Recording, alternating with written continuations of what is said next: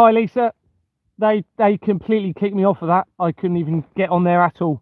Literally, it was just saying constant no signal. So I presume they've stopped. It looks like they've stopped my ability to broadcast on that platform. That shows you how worried they are. Now, I'll try it again in the next couple of days, but I've got a feeling they probably stopped me using it. I'm still signed in, but I've just checked on my phone and they've hacked my phone and put something on my phone that I haven't seen. So I don't know when that was put on there. So I've just removed that, but it still won't allow me to go back onto that live stream. So I'm just going to carry on here. So hopefully we can get a few people on here, because the most important bit of the evidence is coming up. Okay, so just to refresh, so we've got this company. I'm just going to read the last little bit again, just to let everyone realise how significant this possibly is. The creator of the Kryptos is Herbert James Sanborn.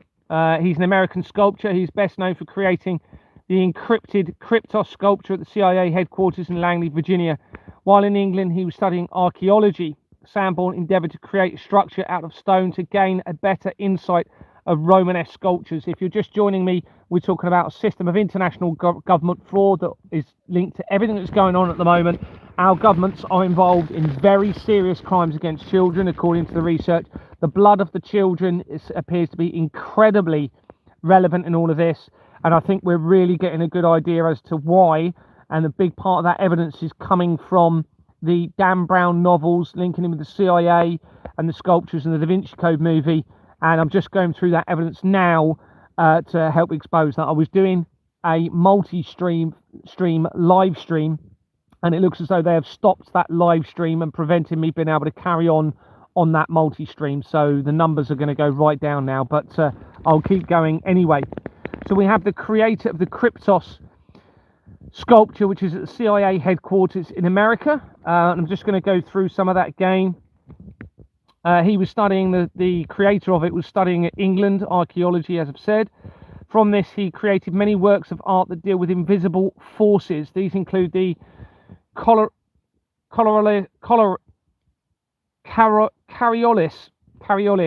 effect, its use of Newton's law of motion that govern the motion of an object in an initial frame of reference. So I've got a crack on my screen. So where I've screenshotted it on the device, the crack gets in the way of the word somewhere, but I've got to try and work it out what it is. He has also worked on pieces that implemented the Earth's magnetic field using iode stones. Now, I didn't say this earlier, but obviously this now starts linking in with CERN, because CERN works on, if it's a real technology, it works on magnetic fields and links in with the Earth's magnetic field. So yeah, this is quite interesting. Other sculptures have featured the science of cryptography, and one of the most important ones is the Kryptos, as I've said, which is featured in Dan Brown's novel from 2009, which is very, very critical, that was released 2 days before the Royal Foundation of the Prince and Princess of Wales, called The Lost Symbol. And that is appearing to potentially be relevant to me in all of this, and you're going to see some more evidence as we go through. Company's house shows that Sanborn Group PLC had been appointed had been incorporated. It had been appointed. Sorry, let me get this right. Company's house shows that Sanborn Group PLC. If you type that in Company's house or on Google, put Sanborn Company's house in Google, you will see Sanborn Group PLC had been appointed to another company called Mamasa LLP on the 5th of October 2009, within days of the Royal Foundation of the Prince and Princess of Wales, which is also the same year that the Lost Symbol was released. Its correspondence address is in New York, in America. Mamasa, the company name that it's connected to, primarily refers to traditional Waterman welcome ceremony, meaning to dry feet and change clothes for visitors. It is also famously part of the Cameroonian phrase Mama Ko Mamasa Makosa, meaning I dance, which is used in Manu Dibango's Soul Makosa, famously sampled in Michael Jackson's Wanna Be Starting Something. This becomes relevant in a minute. and also Rihanna's Don't Stop the Music, I think that is. The company had been incorporated as Smotion Holding LLP on the 27th of July 2009, before its name was changed on the 18th of August 2009. Michael Jackson had died on the 25th of June 2009, almost a month to the day before the company began. It has an address of Winnington House, 2 Woodbury Grove, Finchley, and it has another address on the incorporation document of 788 to 790 Finchley Road. The company makes the link to the international fraud to QAnon Limited, apparent references to me and the accountant for Exbourne Manor, where my investigations began. That same company, now there's a lot of companies with that Finchley Road fraud, so tens of thousands, so it's not the best evidence, but it still creates that connection. That also links to Pornhub, okay, via the research. You very quickly hit Pornhub. Pornhub connects to that address, which is one of the biggest pornography sites in the world, so if not the, I think it is the. So of course that is leading us into the falsified prophecies as well.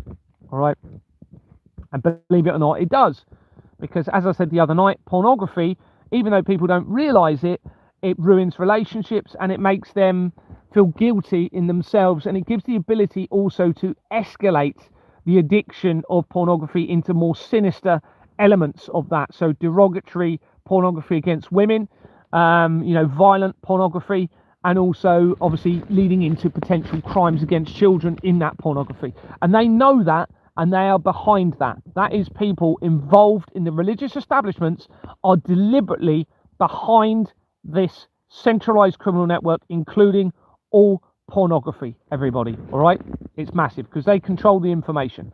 As you've seen, they've just kicked me off of a live stream giving you the truth of the evidence, so they're controlling that, it seems. And I don't think that's going to be a signal issue, because I'm on here now, and I think what they were trying to do is try to make it not too obvious, so they were intermittently cutting it out, but enabling me to keep going, hoping I'll probably give up, and then they realized I wasn't giving up, so they basically stopped me using it completely to do multi-platform streaming. So now I'm back to the one platform. This is how worried they are, everybody, all right? Because I'm giving you the truth. So we have this connection here to this company. There's also Sanborn Consulting Limited. Remember, the sculpture's creator was Sanborn. Sanborn Consulting Limited had been incorporated in 1998, and it links to Waterlows, meaning the Freemasons, the currency producer, portals, and the blood of the children again. Seymour Taylor Limited is on the incorporation document for this company, and connects Sanborn Consulting Limited in the company's house records, in the people records, to 45 companies, including MPS, Mike Papa Sierra Business to Business Group Limited. This becomes important. And this had been incorporated in 2004, and had been a criminal company, had been incorporated with the same companies as Exbourne Manor Freehold Limited, where my investigation began. Those involved with Exbourne Manor are linked to the police and a doomsday cult and another MPS company. Remember, this was an MPS company, which is the same acronym for the Metropolitan Police Service, and is linked to major drug trafficking via an MPS company that facilitates the laundering of the money in relation to falsified prophecies and the police, everybody. On the 25th of March 2026, someone suggested I research Lawrence Gardner, claiming he was the inspiration to Dan Brown and the Da Vinci Code and the books that he wrote. Lawrence Gardner was born in 1943 and died in August 2010, according to the research. He was a British author and lecturer. He died 3 months before CERN Limited was incorporated, and wrote on various topics, including historical religious speculation such as the Jesus bloodline. Lawrence Gardner was born Barry Lawrence Gardner in Hackney, London. He was married to Angela. Remember Angela, we'll come to her later. And had 1 child together and 2 children from a previous marriage. He was a stockbroker before becoming an author. Gardner was also an artistic painter, working alone and with Canadian artist Peter Robson, and was also known in the United States for his radio telephone-ins. He was involved with the Anglo-American Lorna Doone Society, Dulverton, UK, along with Dr. Whitman Pearson, USA, and both were instrumental in commissioning the Lorna Doone statue that stands at the Exmoor MP entrance. Entrance in Dulverton. His first books, authored as Barry Gardner, were Who Was Lorna Doone, 1989. Who Was Lorna Doone, 1989, Brendan Arts Limited, and Lorna Doone's Exmoor, 1990, BAL, reference Lorna's author. A Statue and a Stone, 2019, David Blackmore, Blackmore Books, Chester, UK. It is notable that Gardner's later work, Bloodline, is dedicated to Pearson. Now, Pearson is the same surname as an associate of the Cray twins in the Pearson family, obviously, and potentially that is going to relate to them, but we'll keep going and see where this leads. The book was serialized to the... Bloodline is dedicated to Pearson. Gardner's book, Bloodline of the Holy Grail, was publicised during 1996 on the lead up to the World Trade Center disaster deception. The book was serialised in the Daily Mail and was a bestseller. He used his books to propose several theories, including a belief that Jesus and Mary Magdalene had married and had children, whose descendants included King Arthur and the House of Stuart. In Lost Secrets of the Sacred Ark, he claimed that the Ark of the Covenant was a machine for manufacturing monatomic gold, a supposed elixir which could be used to extend life. Now, this is from Wikipedia, everybody, okay? So just be very careful what we read into in this. His books also included theories about Freemasonry, the Knights Templar, the Holy Grail, and proposed connections between Atenism and Judaism. Gardner referred to himself as the Chevalier Lebrun de Saint-Germain and presidential attaché to the European Council of Princes, in brackets, the existence of which cannot be verified. Also, prior to the Celtic Church's sacred kindred of St. Columba, he also claimed to be Jacobite historiographer, royal of the Royal House of Stuart. He was an endorser of Michael Roger Lafosse. In particular, he claims to be descended from the House of Stuart, which Gardner claimed was descended from Jesus Christ. Some historians and scholars regard him as a conspiracy theorist and treat his work as pseudo-history. Lafosse's claims have been dismissed. Gardner was interviewed for the Killing Joke music documentary film later released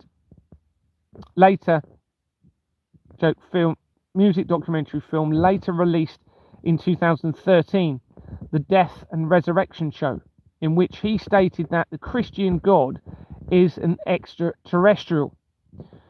Now, I suspect some of this information has been staged, all right? I'm going to come to that in a minute. Gardner died on the 12th of August 2010 after a prolonged illness. His book, The Origin of God, was published in 2010 as a print-on-demand book from Dash House Publishing Company, established by his widow. It is described as a biographical exploration of a deiform character variously known as Yahweh, Allah, or simply the Lord. It seeks to uncover and evaluate the original identity. His final book, Revelation of the Devil, a companion of The Origin of God, was published by Dash in 2012. This is the same year that CERN claims to have discovered the Higgs boson or God particle. It appears this was created, so that article that I've just read to you, that section, it appears it was created on Wikipedia in 2017 after the Pizzagate scandal was being exposed, and it was last edited in February 2026, okay, as the evidence was I was exposing a lot of the evidence that I was talking about. So we have to consider that some of that information was positioned as a lie against the truth, and I suspect some of that is that Jesus was an extraterrestrial, or Jesus is the God of the Christians, was an extraterrestrial. I suspect that's not true, because that fits with the agenda of the criminal network in place, and a big part of that evidence is people that I know are linked to the Vatican and the blood of the tortured children and the fraud were really trying to get me to believe in a galactic federation and in aliens. And there's other evidence that shows that it's been positioned and infiltrated at certain key times to make me believe that there is a alien element in all of this. Now, at the moment, I do believe that is a lie and that is fake, because that will help them to explain away the crimes against the children and say that certain individuals that have been behind this have now gone to another planet on a spaceship. I think there's too much evidence in all of this. I don't believe that is the case based on the evidence that I've got. It becomes very, very interesting in a minute. So we have this fact that it has been edited as I've been exposing the fraud. Company's house shows that Gardner, an exact record for him, is connected to two companies, including Sangral Productions Limited, where he had been appointed in 2006. This is the time that I moved from Kent to Dorset, not knowing anyone. The same year that the Da Vinci Code movie was released, the same year that the Apocalypso movie was also released, which links to the Mayan element, okay, and Mel Gibson. He had been appointed to this company 2006 at the same time that it was incorporated.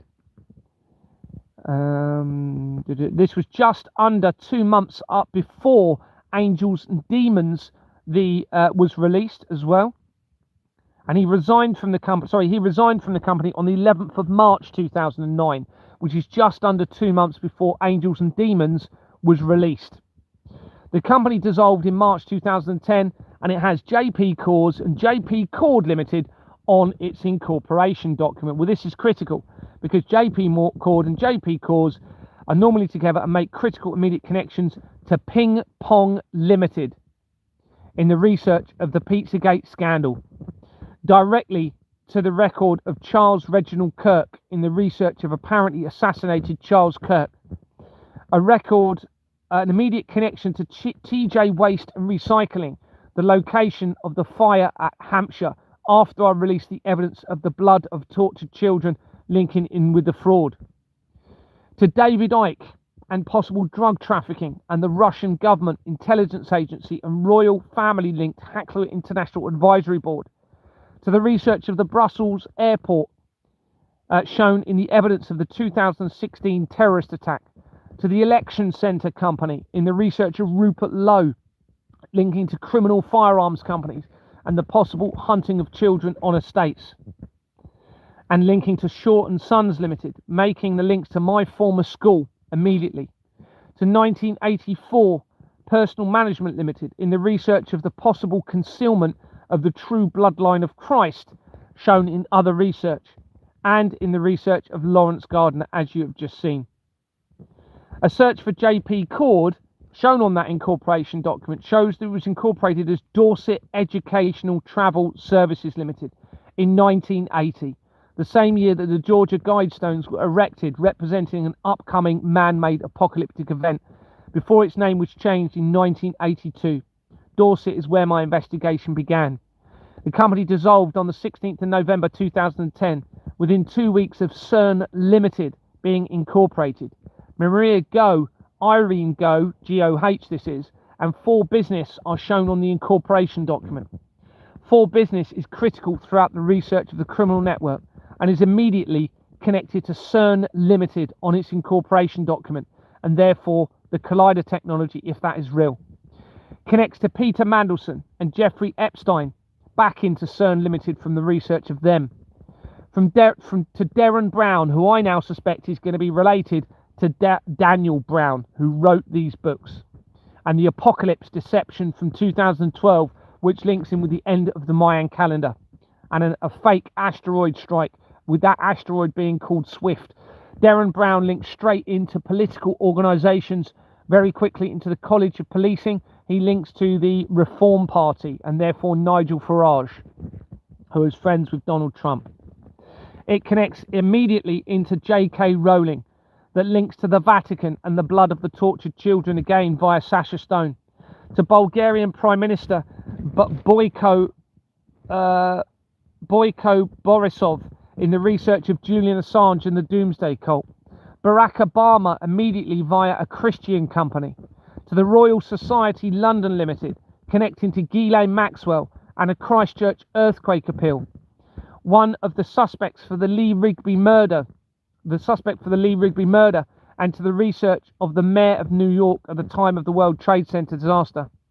to the first person in the world to have a Pfizer vaccine, to my former sergeant that introduced me to my wife, to George Harris, who connects with the Knights of Malta and Jerusalem companies that links back into my former school, and major connections to the White House Limited Company. Remember, this company that we've been looking at was called Sangraal, Sangraal. Well, research shows that that refers primarily to the Holy Grail in the Arthurian legend. In Stargate SG-1, it is an anti-Ori weapon created by Merlin, designed to destroy ascended beings. The weapon uses a red crystal to generate an energy wavelength that disrupts the energy matrix of ascended beings, essentially acting as a bomb against them. Oh, the Stargate movie was released on my birthday in 1994, and the Stargate project began in 1977, the year that I was born. Stargate was also conceived, Donald Trump's announced Stargate project was conceived in 2022, when I was starting to expose the criminal network and the via Exborn Manor. And pretty much every company that's involved in the Stargate project with links to artificial intelligence connects to Exborn Manor almost immediately from the research, the company where my investigation began. Gardner also connects to, so we're going back to Lawrence Gardner, okay, who is the person that was supposedly was an inspiration to Dan Brown for his novels.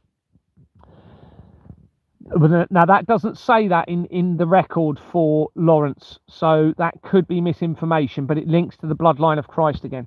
Gardner also connects to Multimedia International Limited, where they've been appointed on the 4th of September 2000, and they resigned on the 17th of September 2001, 6 days after the World Trade Center disaster. The company had been incorporated in April 1996, and dissolved in 2017, and it has Wildman and Battelle and same-day company services on its incorporation document. Wild and Battelle features at important times in the research, including directly to Ambassador Snooker Club Limited, linked immediately to Jimmy Savile's former property, which connects to Exborn Manor in Bournemouth, where my investigations began.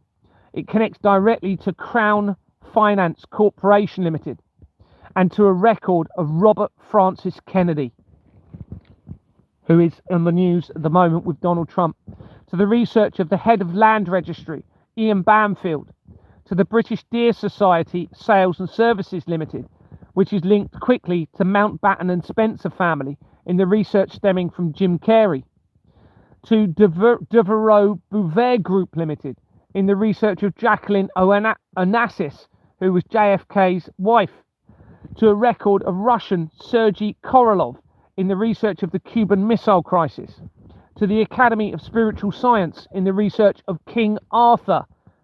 Interesting, isn't it? I'd already found these connections, found that later, this link, they're mentioning King Arthur, and now there's a connection I'd already found to King Arthur.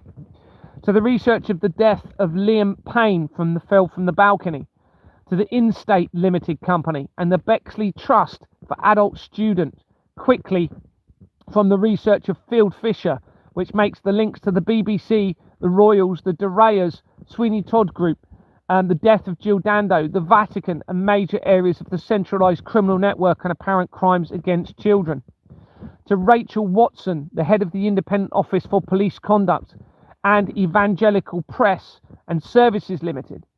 To Cheryl Tweedy of Girls Aloud, and to British Independent Film Awards CIC, making major connections to the entertainment industry via Intermission Film Limited, as shown elsewhere.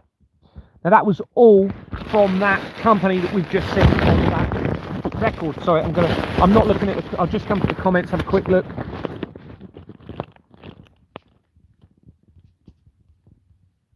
Okay, Facebook, he's definitely connected to Dan Brown. Okay, so we've definitely got this massive connection into the criminal network and all of this. In a minute, I mean, we come to some very important evidence that suggests what this could be all about. Not all cups are bad. I know one who quit due to the bad ones turned out to be the best role model I ever had. Hi, Gary. I hope you're doing well. That's great to hear, Michael Fisher. It's really good. Yeah, not all police are going to be bad, but they all need to start arresting people involved in this.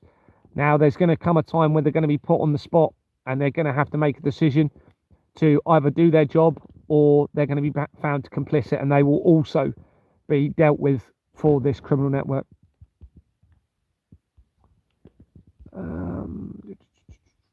Thanks very much, Liam. Yeah, I do appear to be the only police officer on earth that is exposing all of this. How are you doing? I hope you're looking after yourself and your health. Yeah, I'm okay. I'm getting older, but I'm okay. I'm okay. Obviously, it's uncomfortable. I'm living in a tent, and you know my back's hurting a little every now and then, a little bit on my hip mainly, but on my back every now and then. But I'm okay. Can't really grumble, to be honest with you, in the circumstances.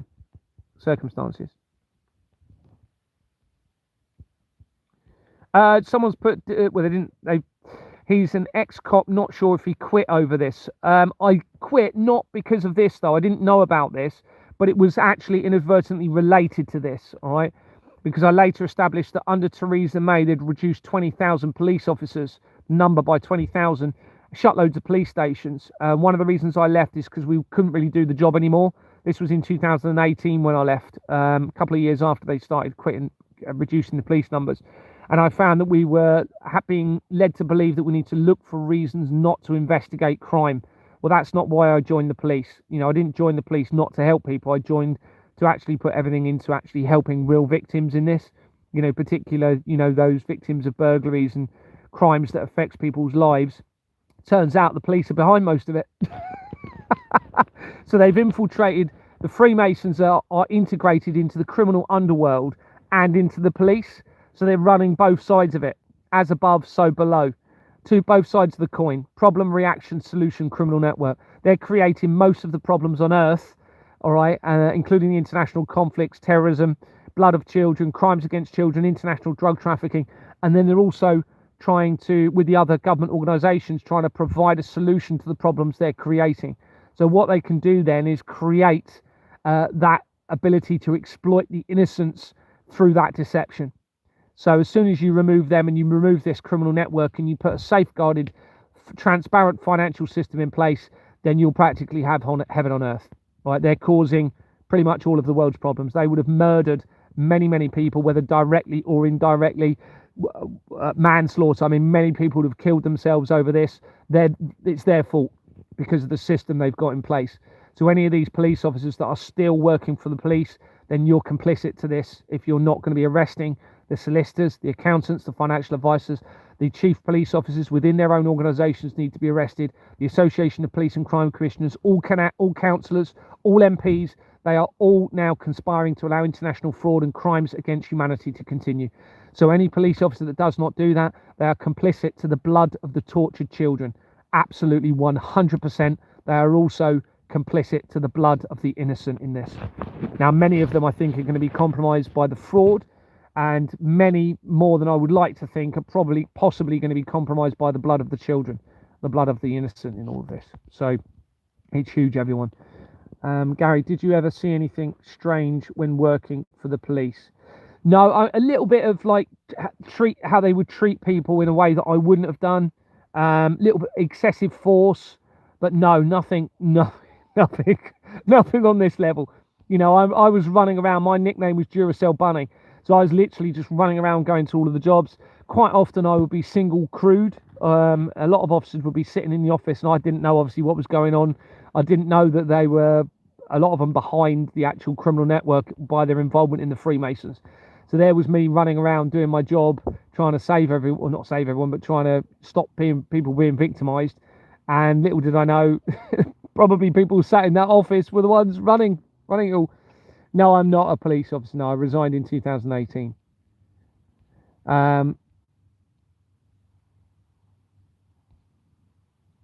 I guess you were lucky in that, didn't you? Just reading through the comments.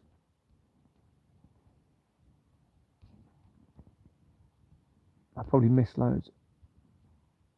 Someone's put, a cop once came up to me in the streets and put his hands around my throat.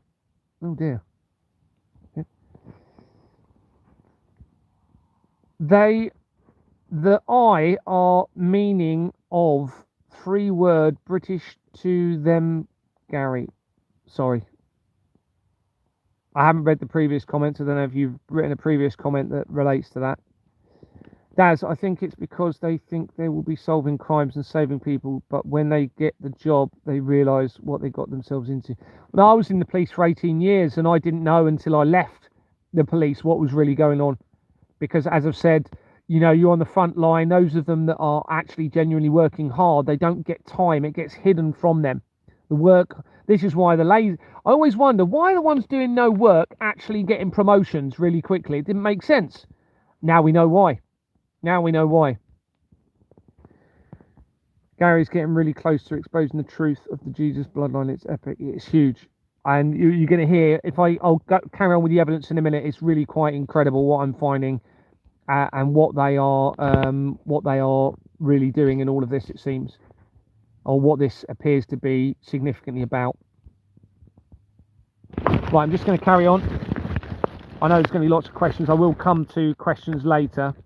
In a minute, we're going to be talking about Ian Huntley. I'm going to show you the evidence about Ian Huntley and the Sower murders.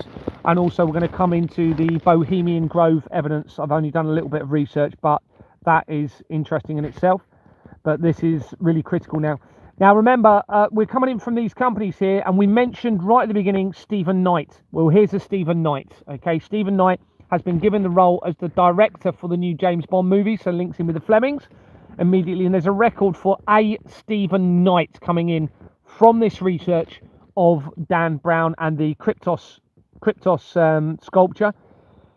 And Stephen Knight is in the People record and connects MediQuest International Limited to three companies, including AP Ogam Limited, and Sean Adrian Vickery connects this company to Oriel Davies Gallery that have been incorporated as Mid Wales Centre for the Arts in 1993. This is on the Company's House records. You're not going to get much better evidence than this, and it seems for whatever reason they have put the evidence to expose everything for one person on earth to be able to expose the entire thing, and whatever reason it appears to be me. I suspect that this Knight person is the director of Peaky Blinders and Mortal Man that has come in from my research. He also directed the short series of C, starring Jason Momoa, that came out in 2019, which also appears relevant in this. And Peaky Blinders and Mortal Man, and he's been named as the new James Bond director, which links to the Flemings. As I said, Rennie Judith Clark connects this company, Oriel Davies Gallery, to five companies, including Robert Owen Community Banking Fund, that have been incorporated as Robert Owen Community Banking Partnership in May 2006, the year I moved to Dorset, before its name was changed on the 31st of August 2007, days after Exmoor Manor Freehold Limited was incorporated, where my investigation began in Dorset. Stephen Owen had been appointed to Jimmy Savile's property that links to Exmoor Manor the same year as well. Now, this is an Owen's name. He has an Owen's name as well. Remember, there's been no verifications. They're using false names, using some of their real names. There's been variations of details used. I suspect this is going to be tying in with it because the other links. And Stephen Owen, is linked to the Russian government. Angela Ellis connects Oriel Davies Gallery to 18 companies, including Chamber of Commerce Training Company Limited, that had already been connected directly to Exmoor Manor, where my investigation began. It also connects directly to the Redditch Masonic Company and British Security Association, as shown in the research of the death of Jill Dando, leading to a De Rea company and the Vatican, which means a link back into Exmoor Manor. De Rea is on the incorporation document for Exmoor Manor Freehold Limited, Anthony De Rea, and the De Rea family linked to the Vatican and the blood of the tortured children. There are lots of other connections from here. Dan Brown's follow-up to Inferno was called Origin, a 2017 thriller novel by American author Dan Brown and the fifth installment in his Robert Langdon series. The book was released on October the 3rd, 2017, after the Pizzagate scandal had been exposed and Donald Trump was positioned. The plot tackles the subject of answering humanity's most serious questions. Where do we come from? And where are we going? This is really important now, everyone, okay? So they haven't made this into a movie as far as I'm aware. So let me just read that again. The plot tackles the subject of answering humanity's most mysterious questions, including where do we come from and where are we going. One of the characters claims that his presentation will reveal humanity's origins and the future, and that it will end the age of religion and usher in an age of science. This is very, very important that you listening to this bit, because this is now almost mirroring the infiltration of the church, infiltrating the Vatican back in 1870, and actually how the church was starting to be manipulated and changed going back into the Reformation to bring in science. So this character is, I'll just read that again. Where are we going? One of the characters claims that his presentation will reveal humanity's origins and future, and that it will end an age of religion and usher in an age of science. What that will do, you see, is remove moral conscience and the fear of death. Right now, if that is then creating a move for people desperate to live longer through the fear of death because of a removal of moral conscience and a removal of the creator, okay, that will then facilitate the blood of the children becoming normalized, or whatever they use to extend life. Now, if you tie that back into the other research, that I believe that was manipulated to remove the blood of the children and claim that they are using a man-made substance, all right, to extend the lives. That will then give them the ability to hide the blood of the children within a substance they claim isn't, okay, move into science, destroy religion, remove moral conscience, remove the creator, and bring in an extension of life for a select few, but it still be related to the blood of the tortured children and the organ harvesting, okay, and hide it under another element of the deception. This is what I think they're planning, everybody, and how this ties in with transhumanism and the enslavement of humanity, which means you will then all be in very serious trouble, because they will have, and we're going to come to this in a minute. We're going to come to that in a minute, actually, what I was going to say. The character is killed in this book by a former naval admiral. Now, we've got the link to the Navy in all of this, Ian Fleming. And this character had been introduced to the controversial Palmarian Catholic Church. A 47-digit password is mentioned in the book, and the discovery of a device called E-Wave, a Mare Nostrum supercomputer, which one character calls Quantum Cube. Now, remember, we were talking about the cube of Saturn, and I've been getting evidence that shows they have at least infiltrated all three Abrahamic faiths and integrated the blood of the children into those faiths. Okay, the blood through the Holy Communion, or the Euro-Christ in Christianity, the blood in relation to the halal and the draining of the blood from animals in the Islamic faith, and the libel blood ritual, which they claim is fake, in relation to Judaism. Now, I've done research around all three of them, and it is massively related to this, all right, and tying back into the international government fraud. As I said earlier, you had a halal company that links to the formationscompany.com that connects Benjamin Netanyahu, Donald Trump, the leader of Iran, and other world leaders into halal and the draining of the blood, okay, of the animals.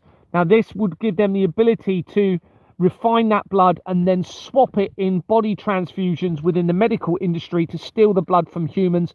And of course, they could do that tailored to requests and orders, with people that are willing to pay vast amount of money for a particular blood type to help with them extend their lives. This is massive, everybody. Okay, so this is what I think we're getting to the truth in all of this now. I think, based on this, of course, it's open to change on the evidence, but let's move forward. What else does it say? So we've got the quantum cube, and as I've said, the Saturnalia cube, which links to Rome, is massively tied in with this. And this cube, apparently, according to the plot, creates the presentation to hundreds of millions of viewers of a simulated Miller-Urey experiment. The device shows the ability to digitally speed forward time to recreate what he believes is the moment of the abiogenesis, and proof that humanity was created by natural events. So I think these people are so scared of death, they're now trying to convince, or are planning to convince, the entire earth that there is no creator, so that they can normalize the blood of the tortured children, harvesting the innocents to extend the life of a select few. It's absolute insanity, everybody. Okay, it's insanity. The only way to resolve this is to actually, and I think I'm getting halfway there, to try and prove the existence of the creator, to remove the fear of death, to safeguard humanity and creation with a new system, to bring back moral conscience, which would facilitate that, because their system has removed rationality and therefore removed moral conscience, and therefore separated them from the creator and created the fear of death, and has done the same to many, many people. As soon as you bring moral conscience back, you instigate rationality and moral conscience, you just become closer to the creator. Look at my life over the last 4 years. Every day I've been thinking I might die and be taken out over this because of what I'm exposing. And here I am still doing it because I know it's the only right thing to do because of moral conscience.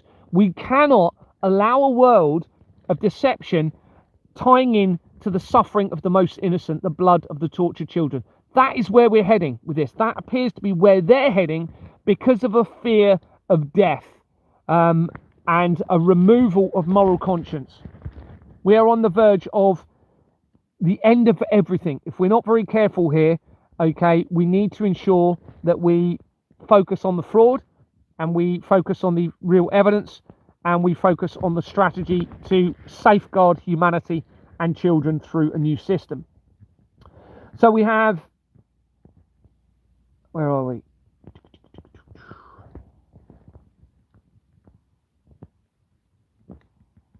The quantum cube.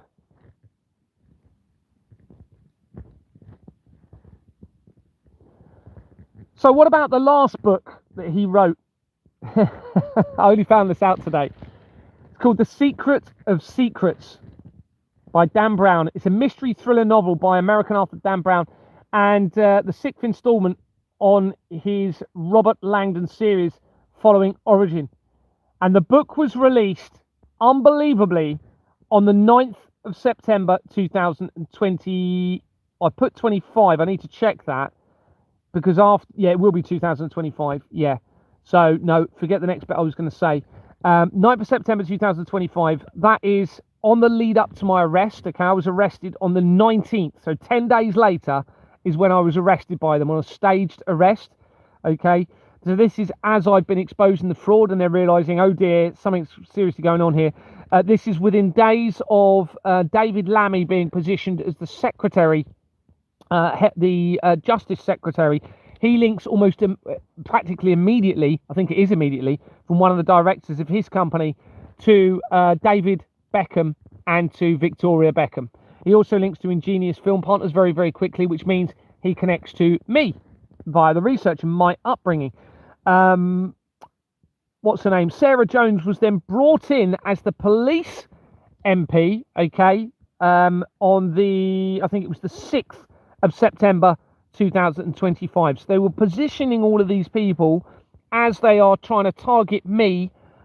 Potentially they knew I would find all of this out because of who I am, and they know that they might have positioned all of this evidence for me to find it because of who I am, so that I can bring the world back to the creator and actually try and facilitate bringing heaven on earth. Potentially this is all a deception, but they're exposing themselves through this as well. So there's going to have to be people held accountable to this.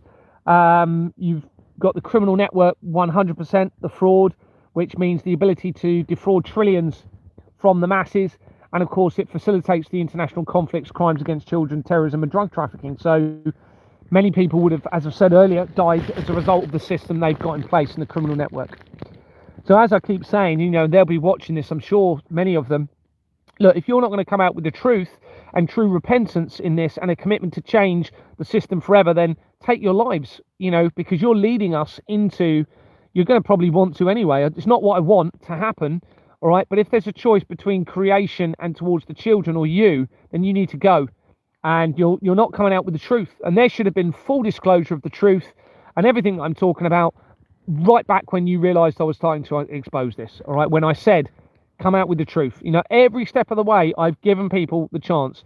The directors of Exmoor Manor, I said to them, look, you need to, and when I was finding connections into the government, you need to get me involved with discussions with the government so how we can resolve this so it doesn't create chaos and we can somehow move things away from this criminal network in a way that does not. Well, they haven't taken any of the opportunities whatsoever. So in my mind, they're going. I don't know how they're going to be forgiven. I mean, hopefully the creator will forgive them for what they're doing, and I pray that they do. But 4 years of not disclosing the truth and targeting me and continuing to carry on with what they're doing, I don't know if they can be forgiven. And this includes the people, you know, my wife. This includes her family. It includes my family. I pray for them, you know, no matter what they've been involved in, but the longer they leave this, they should have come out with full disclosure. Now, it's interesting, you've got the movie Disclosure Day coming out with Steven Spielberg that directed it. However, he's linked into the International Criminal Network. And what's that a movie about?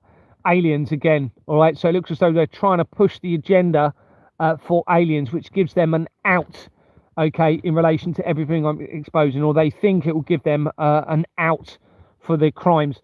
Now, it's possible that what they've been doing for many years is they have wanted to believe in the creator, but not believed or not had evidence, shall we say, that makes them believe enough. So they've been sacrificing the children and somehow using that blood in the hope that it would bring about the creator through that suffering. That's something I have to consider in this. Of course, I don't agree with that, and I don't understand that, but this is something we have to theorize as a possibility based on all of this evidence. But the blood of the children is 100% a huge, it's blatantly obvious, it's a huge part of this. So anyway, let's read on. So The Secret of Secrets was released on September the 9th, 2025, as we're exposing the international government fraud. It's a thriller by Dan Brown featuring Robert Landon. I don't know if I just mentioned this. Oh, I forgot to mention. So with the other movie, Origin, okay, it came out in, what did we say, 2017, which is the same time that Donald Trump was positioned, that same year. A lot of it was based in Barcelona, okay, in the Sagrada, I can't remember the name of the building, the lovely church there. Well, I was in Barcelona in 2016, the year that book came out, okay, because my dad died in 2015. Now, those who follow my evidence will know that after my dad's death, key things happened.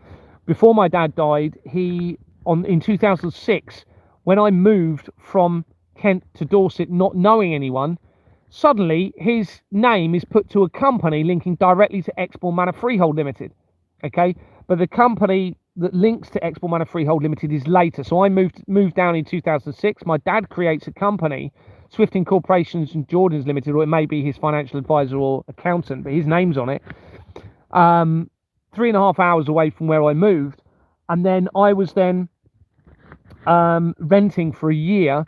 They then staged an introduction to Exmoor Manor, and then that same year is when they created the company with the same two companies linked to my dad in Kent, 3.5 hours away, you see. So it all becomes very relevant, stemming from Kent and down into Dorset. And there was a staged introduction to my wife. And there was also a staged introduction to my first girlfriend, because I was quite late, if you like, with girlfriends, etc. And my first girlfriend was in 1997, 1998. And I've got the evidence showing that was all staged via the shopping centre that I was working at in the security before I even joined the police. And then it links into my dreams, and, you know, so I think they've always known that something about me, possibly when I was born, or if not before. And this is why loads of things happen in 1977, which is when the Albert Pike letter written to Mazzini was removed from public view, when Star Wars: A New Hope movie was released, when the Apple logo changed for the first time twice in a year, and it was created the year before, 1976. And also the Stargate project started. 20,000 MK Ultra documents were declassified in a Freedom of Information request in 1977. The Foundation for Science and Technology was founded the year that I was born. It then dissolved on the month that I made the first report of the fraud in December 2022. That links almost immediately into Ghislaine Maxwell and into the Christchurch earthquake. Christchurch earthquake links to Exbourne Manor. It's in Christchurch Road, and then I ended up... Now, this was my idea to move to Christchurch, which I loved Christchurch. Christchurch is twinned with New Zealand, with the Christchurch in New Zealand where the earthquake happened in 2011. We happened to go to New Zealand in 2012 after we'd moved to Christchurch, bumped into... There won't be bumped into, this will be deliberate. My colleague, okay, Caroline Gould, who I was working in with Dorset Police, we happened to bump into her in New Zealand. She happened to be the person that I was liaising with through my initial investigations on the Economic Crime Unit in 2022 when I was exposing the international government fraud. This was all already staged because they knew something about me, I suspect. That's the only explanation for all of this information. Now, I have to consider that they are potentially controlling my mind, you know, and seeing through my eyes. You know, this is unbelievable saying this, but the Stargate project that started in 1977 was about remote viewing. Remote viewing is about viewing through somebody's eyes. Now, I'm also connected to the MK Ultra program. That was how I identified the link to the Knights Templar via MK Limited, that links to a load of links to Waterman's offshore companies with an address that then linked to the Knights Templar. From that Waterman's company, it links to David Beckham via Olympic Games companies, which then ties back into what I've been telling you about. Now, one thing I've had to consider is, are they manipulating me to expose all of this? But in the process, I'm exposing them all to the crimes against the children and saying they all need to be dealt with for it. So then it wouldn't really make sense why they would expose themselves. Or maybe they've set that information up to make it appear as though they were controlling this because of who I really am. So they realized they would have to link it to technology to help disprove faith because of who I actually really am, linking into faith in the bloodline. That could be a very good theory around why there's this centralization to me. So it's possible that I am a real bloodline and they've had to set up a connection through the company's house records to try and explain away my dreams and what I'm finding out to help destroy the moral conscience and the creator in all of this. That's possibly something worth thinking about. And that's what I'm going to have to, I'll be working on that sort of thesis.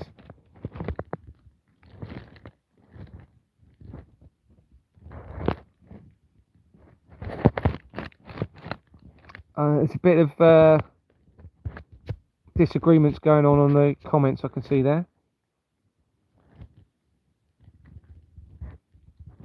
Also Jerry, because he hates cops too.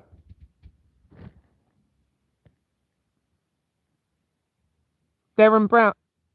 No, you mean Daniel Brown's books?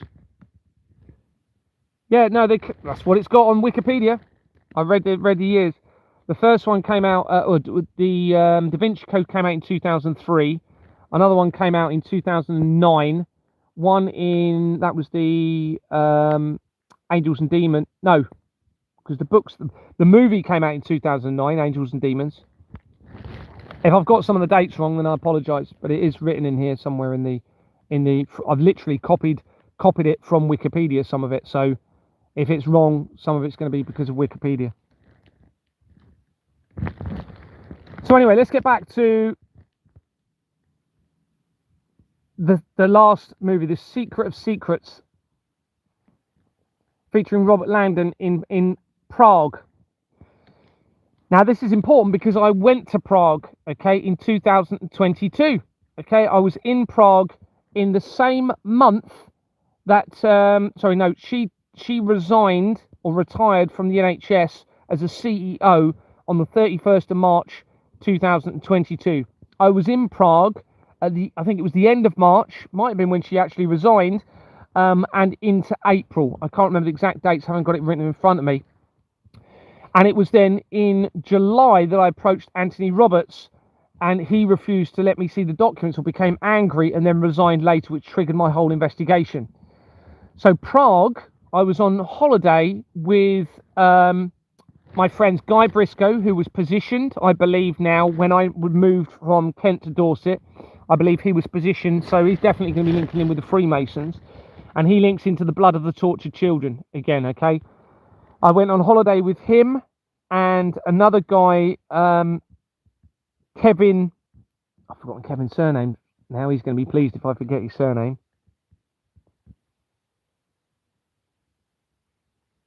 What's his surname? Kevin Miller. Sorry, Kevin. Kev Miller, and another Gavin Davis, who was Kevin Miller's cousin, supposedly. The four of us were on holiday, and it was a test for me. It was quite obviously a test. So Kevin in particular was talking at great lengths about my faith, to the point where it was like he was saying he's scared of death. And he was talking to me because I was very much talking about being a Christian at this point, didn't realise the deception around Christianity. And it was obvious that it was something he really wanted to talk about. And then we got on a conversation of the earth and me being incredibly in awe and respectful of nature, to the point I won't kill anything. And of course, we've got the whole global warming side of things, which they were talking about, you know, has been coming out. So I'm saying to these three people I'm on holiday with in a conversation, look, what are you doing to help save Earth in terms of the, you know, the greenhouse effect, etc., thinking it was all real at that point. And they were just completely ignorant of Earth. They didn't care. These three guys have children. I don't even have children. And it got into a heated argument, to the point where I had to go. I couldn't speak to them anymore because I just could not understand why the three of them with children were not willing to do more to try and help the planet. They were just completely disregarding it. Now, I believe that was a test for me. I believe that whole holiday was a test, and they then fed that information back as a test for me to see how my moral conscience is, and if to support who I may be in this.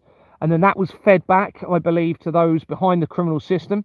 And then when I approached Anthony Roberts in July later that year, he then resigned later, became angry and then resigned. And I suspect that was all staged to see what I would do. And then the whole thing was then set up from that point for me, including all of the directors. I believe everyone in Exbourne Manor that was living there was probably positioned and were actors. You had Diana Betts, as I said, you got the link to the Vatican when the company started, by Anthony de Rea, when it started in 2007. So all of it, I believe, was now staged. I believe this is why they deliberately had no fire risk assessment from 2017, because when it came to me identifying the financial misconduct within the company, I also identified no fire risk assessment. So again, I believe this was a test. Will I be focusing on the fire risks to the tenants in that building? Now, 2017 is when the Grenfell Tower fire happened. Now, I believe that was deliberate, because I've now connected the Grenfell Tower fire into the Temple's Trust and into the Goldsmith family, all right, which links massively into the criminal network. The actual cladding company that they're claiming was responsible for that fire because it was burning the cladding was started with the same company as Exbourne Manor Freehold Limited, where my investigation began. Yep.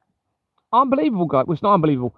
So I think they either want me to believe there's something relevant about me, or there is something relevant about me. And when you look at the evidence prior to me even being born, there's a lot of stuff in relation to this that is very, very significant in relation to my family. You know, they were associating with the Cray twins, and the evidence suggests that the Cray twins were involved in an infiltration of the royal family, which now I'm probably going to be linked to the royal family, I would think. It could be that I'm, you know, you've got the association, the Knights of the Round Table, the Honourable Society of the Knights of the Round Table. That was set up in 1720. Okay, so that was 4 years before Portals became the currency producer for the Bank of England. And that was to do with the to do with King Arthur. Okay, that was set up in 1720 by a load of actors. Now, my family are connected to Ridley Scott via their employer. They're connected to Eon Film Productions, which is via my dad's accountant, which means the Flemings and James Bond. You know, we're talking big movie production companies and directors here. Tony Scott, Ridley Scott's brother, was born in Chatham, supposedly committed suicide in 2012. And the actors started up the Honourable Society of the Knights of the Round Table, which links to King Arthur. So, and they were apparently trying to keep the ethos of King Arthur alive, if you like. But there is a connection that King Arthur may be linking into the Antichrist element of this as well. Because King Arthur links to Wales. Wales has the red flag, and the scripture says that the red dragon on the flag, and the scripture says that the red dragon is somehow pertaining to the Antichrist within the scripture. And of course, Wales is where Charles became the Prince of Wales, and it's where Company's House was based, which was creating the criminal organisations that is facilitating and leading into the falsified prophecies, and also facilitates the blood of the tortured children in all of this, and the international conflicts and all of the world's problems. So you can see how this is all very interesting, trying to discern all of this, you know, because you know, the last thing I hope I am is somehow linking in with the Antichrist in all of this. I can't see how that would be the case if I'm trying to bring about truth and transparency and know how that needs to happen to protect humanity and creation and children moving forward specifically, and for this to never be able to happen again. Now, you know, there is information. My link, what I forgot to mention about my ring earlier, it also links to a document called the Bloodline of, or the Illuminati Bloodline, or the Bloodline of the Illuminati, and in there it talks about the 13th bloodline of Christ, and how that bloodline included the blood of Jesus, or whatever Jesus' real name was when he was around, and the bloodline of his brother Lucifer. Now, the Albert Pike letter talks about that resulting in the light of Lucifer being brought upon the world. So it's possible, if that's true and it's linked to my ring, maybe I'll have the bloodline of Christ and Lucifer within me, and I'm split down the middle. Now, the number 13, remember, is 26 letters in the alphabet. That's a middle letter. The letter M on the ring is the number 13. So it's possible I'm literally in the middle of this and giving humanity the chance to do the right thing, and those involved in this to do the right thing, and I'm, if you like, somehow the middle person, because I don't know how I can resolve this all myself. You know, if it was up to me now, what I would do is not harm them or cause any suffering. I would literally remove anyone in a position of influence, bring in a new system of transparency, and therefore that system would then protect humanity and creation from the leaders, you see, because it will be auditable by the masses, which means immediately, it doesn't matter what leader you have in place, you then have a protection against all of creation through that transparency. Anyway, I'm going off topic a little bit here. But yeah, the 13th bloodline is relevant in all of what we're seeing here.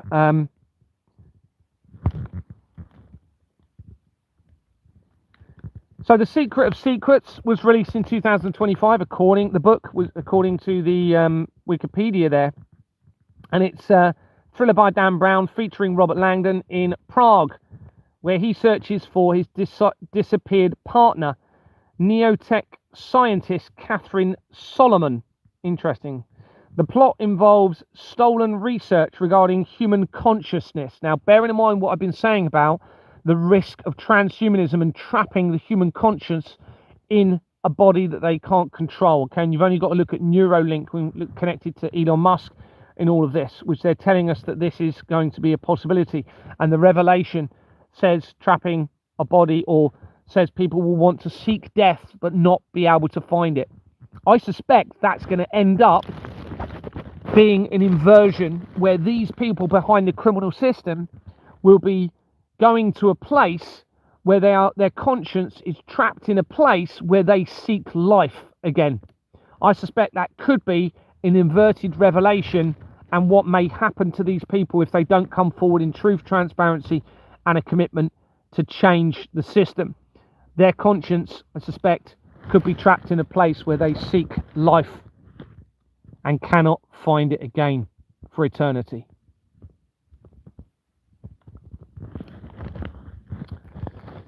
But there is this risk, according to all of the research, of trapping the innocent's conscience in a body that they cannot control. And this book is about that very thing, everybody. Is that a coincidence?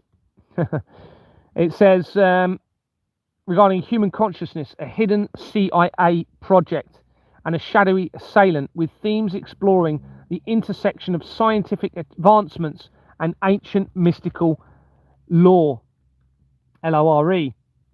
The book covers the enslavement and torture of human conscience, possibly relating to revelations, and that I have been exposing by featuring, it says in the synopsis, pods that induce near-death states to send people into collective unconscious, with brain implants connected to artificial neurons, allowing them to monitor and control the subject, what the subject sees during this state.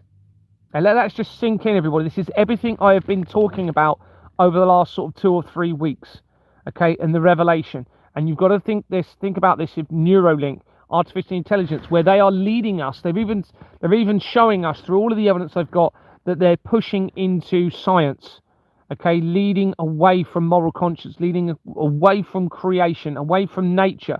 We see it all of the time. All of the, the children all on the games machines all of the time. Started with television, obviously. That was a big part of this, getting everyone in front of a box. Now, I've researched television, and that is massively linked into this, and it's linked into the blood of the children. It actually links to the biggest bloodstock industry company. I just naturally came across it, coming from the television. The biggest bloodstock horse trader in the world, okay, tying into this and the crimes against the children. And the blood of the children, therefore, being hidden through the bloodstock industry and the drug trafficking network. So we have this in this book. Now, as I said, I'd been to Prague in around March or April 2022, just after Deborah Fleming had resigned from the NHS to become involved in Exbourne Manor.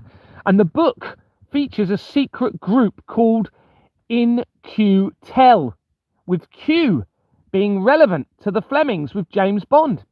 It also features a character called Gollum, the same name as the character in The Lord of the Rings, that now appears relevant to me with my ring.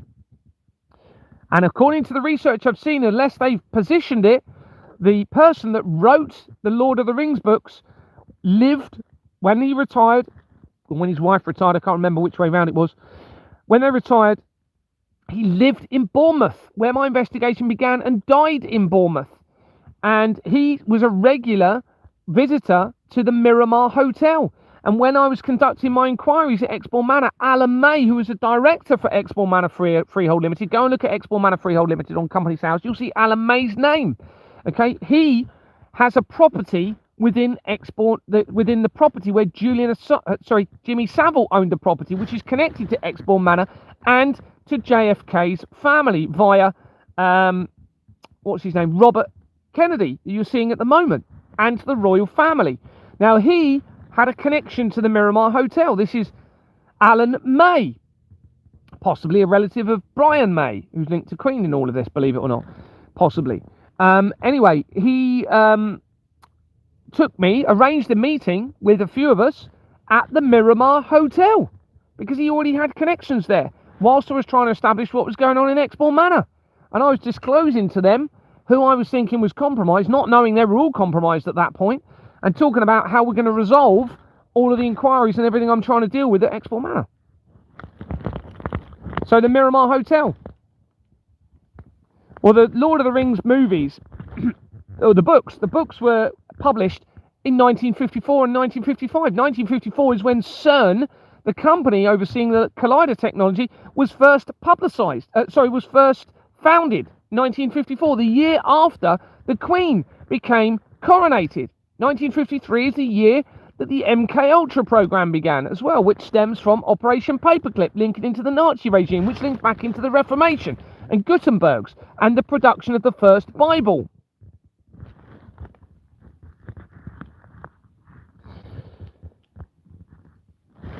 Right. Just quickly. So the movies came out. Okay, as you're aware, you had the Fellowship of the Ring, came out in 2001, the same year as the World Trade Center disaster. The second movie came out in 2002, called The Two Towers, the year after the Two Towers collapsed. I mean, it's blatantly in our faces now. The third movie is The Return of the King, and that came out, I think it was 2003 or 4, I can't remember. Might have been a bit later, actually, I can't remember. So remember, we were talking about the code for the Kryptos. I keep saying statue. It's not a statue, is it? Sculpture. And there was mention of Berlin clock and east, north, east. Okay, tying with this fourth code that was deciphered in July or in 2025. I think it was October, wasn't it? 2025. Well, when you search Companies House, Berlin Clock Limited had been incorporated on the 7th of January 2025, 9 months before the final Kryptos code was apparently solved, with the name Berlin Clock tying in with that code.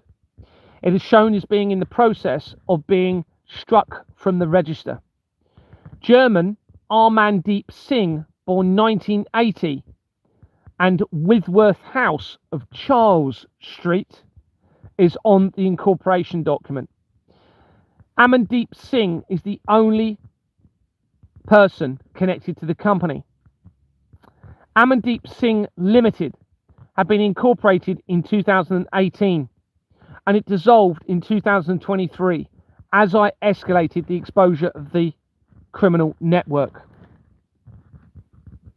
It has Companies Made Simple on its incorporation document, linking to my research of the paedophile information exchange and the World Trade Center disaster. What about East Northeast, the other code? Well, Companies House shows that East Northeast Limited had been incorporated in February 2001 on the lead up to the World Trade Center deception. It dissolved in October 2016, the month after the ritual appeared to take place at CERN. It had been a criminal company, having been incorporated with the same companies as Exmoor Manor Freehold Limited, where my investigation began. It has a registered address of King Street House, Upper King Street. Jeremy James Brettingham Smith connects this company to Maltings Trust that had been incorporated in 2010. Lady Felicity Ruth Lyons is in the People Record and connects to companies including LCP 2009 LLP that have been incorporated on the 18th of September 2009, 5 days after I became a director of Exmoor Manor Freehold Limited, and 11 days before the Royal Foundation of the Prince and Princess of Wales.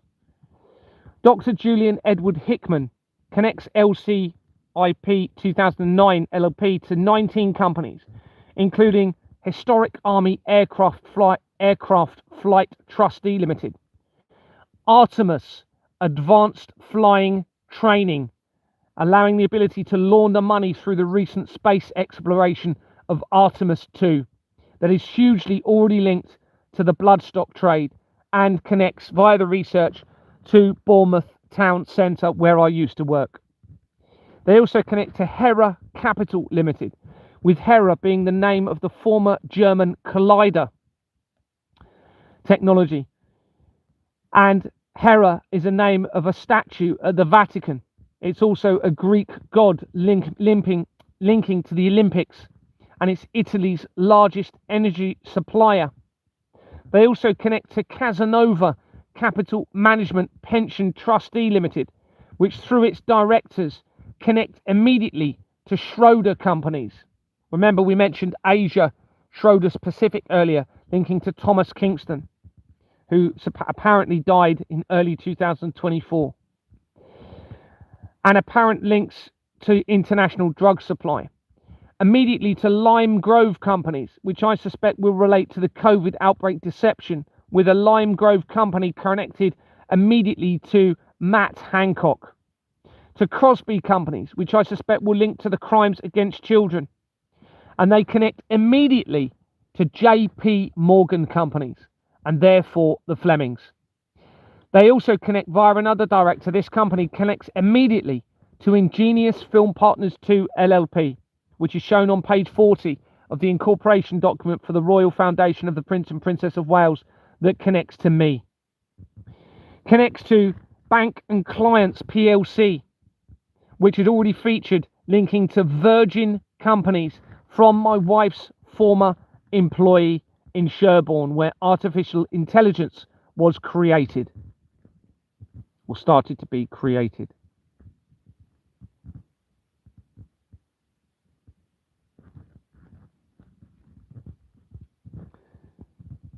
It links directly to Temple Bar Investment Trust PLC. The Temple Bar links to the Paedophile Information Exchange, which links to the research of the Sweeney Todd Group, centralised criminal legal solicitors who are illegal. The whole legal system is criminal. Okay, it connects into the Ghislaine Maxwell. It connects to the Sweeney Todd Group I've mentioned. Yeah, and that company has featured at a key time, and I think it's in the research of a couple of times actually. I think it's coming from Kenneth Noy. I can't remember actually. So we had this name of Lyons, okay, Lady Lyons, that was coming from.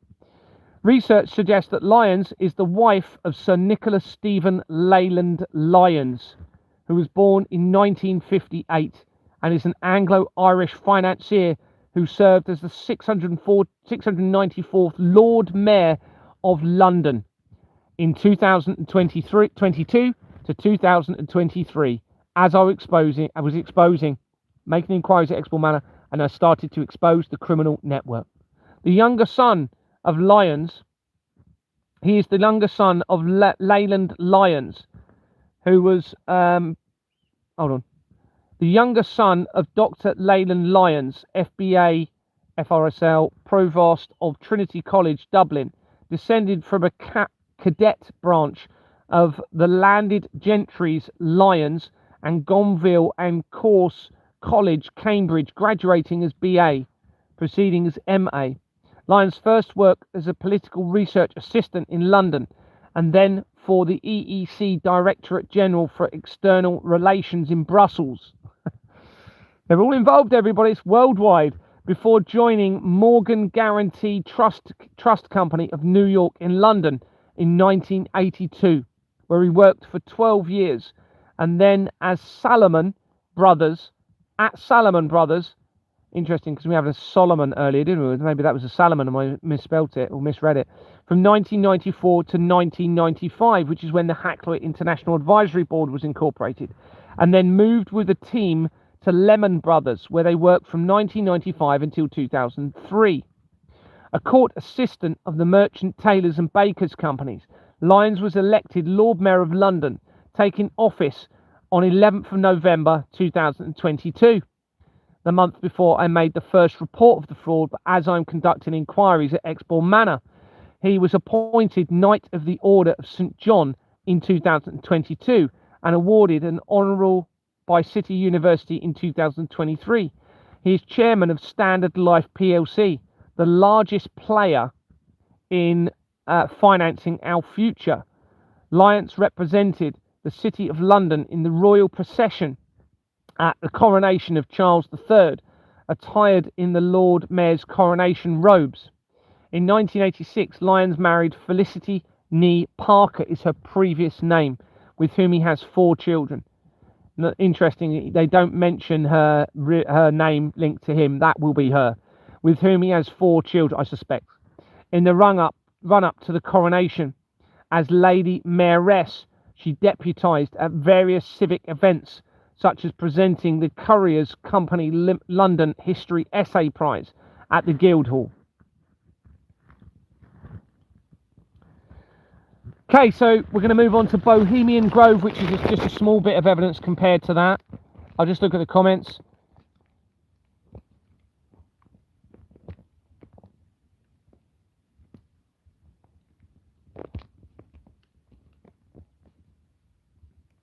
Then someone's put them books pre-2012, Gary. No, not according to the Wikipedia. They may have changed the Wikipedia.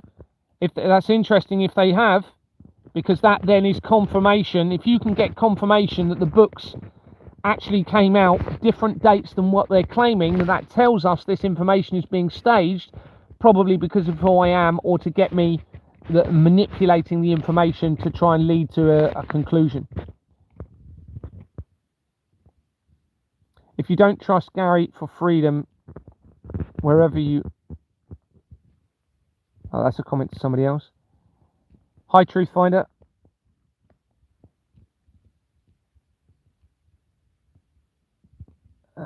Just looking at the comments.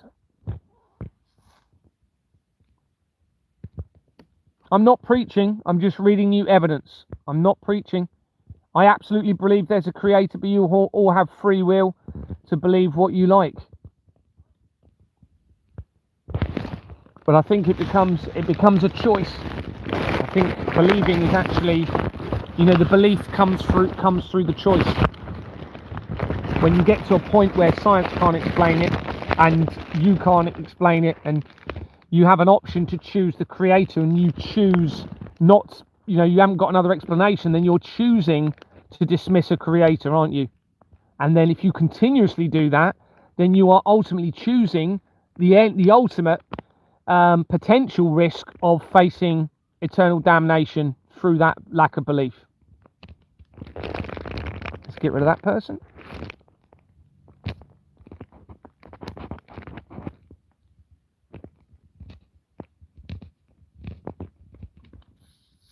Then there's no point you being here with somebody else.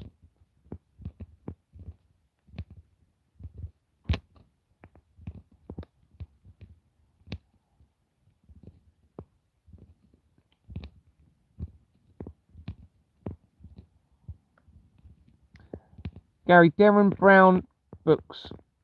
Oh, I'm not talking about Darren Brown. This is Daniel Brown. Daniel Brown books.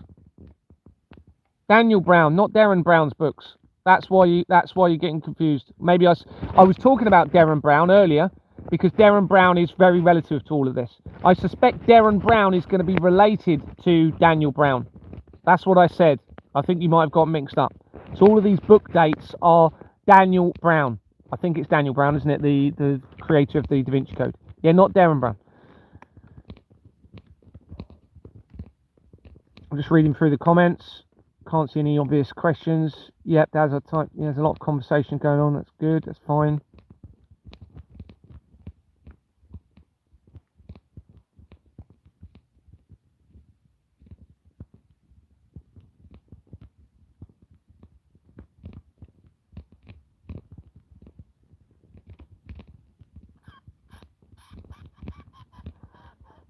Tolkien is buried in Walton Cemetery. Yeah, he died in Bournemouth in Dorset, though, apparently. He wasn't buried in Bournemouth. Mary Shelley was buried in Bournemouth, which also becomes very relevant. And I happened to, again, this was not staged, I happened to go and see Mary Shelley's grave. Even though I'd lived there since 2006, I only happened to see her grave about 3 years ago, maybe 4 years ago. And that's in St. Peter's Churchyard in Bournemouth. And she becomes relevant to vampirism. And I'll just mention the evidence of vampirism because it is very, very important. So a guy called Edward Lloyd wrote or created the character in the 1800s, Sweeney Todd.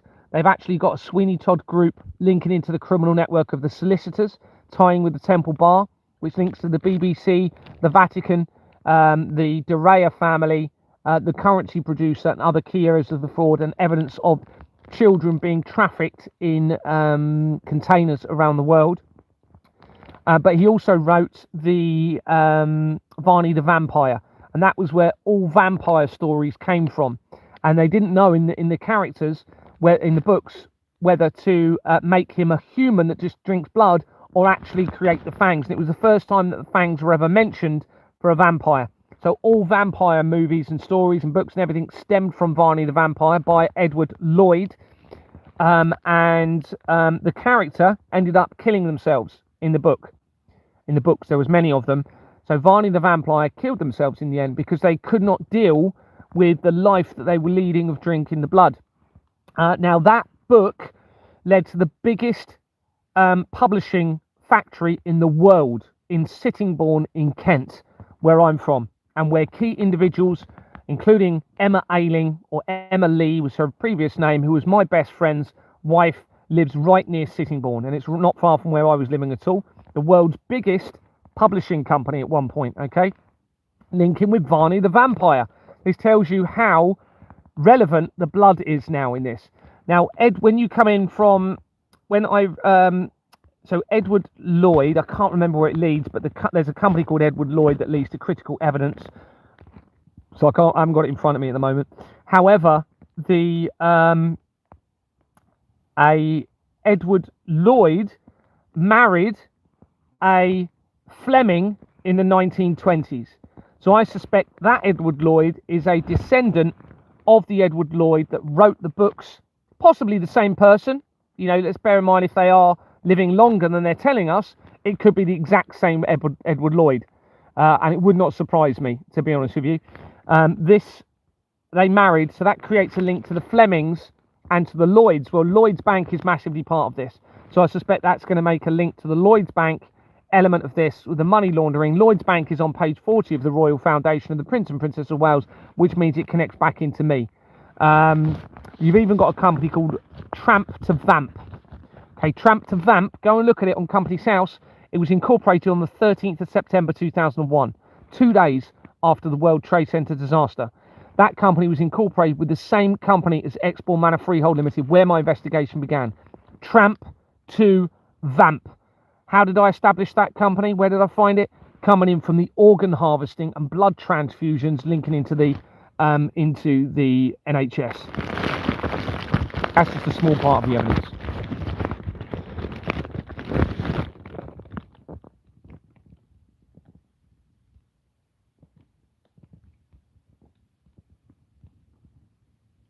Hi, Laylee. Is that your name? Hi, Laylee. Thanks very much for coming. I'm well behind on the comments. Sorry.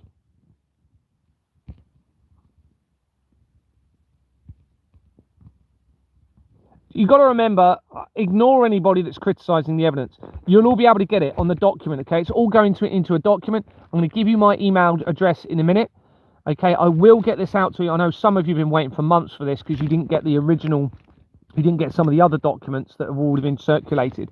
And I'm having to update the document with more evidence, you see. So go and get a pen, please, and I will give you my email address in a minute, okay? If you haven't already got it. You need to get this document. It is literally the key to a new earth for everybody. Not those that want to drink the blood of the children, though, and exploit and victimise everybody. It's going to be the end of their world. One way or the other, it's going to have to be. And again, I say to these people, look, because they can die if, obviously, they're just, I think they're just able to extend their lives through the blood circulation stolen from people and also the organ harvesting. So they can still die in other ways. And they're cowards. They're absolute cowards. So take your lives. If you're not going to stop this and come out in the truth because of your vampiristic evil ways, then take your lives. You know, you're going to be facing consequences one way or another. But you won't, I believe, you know, be saved if you take your life. I think the only way you can be saved, I believe, personally, eternally, is through disclosure of the truth, repentance, and a commitment to change.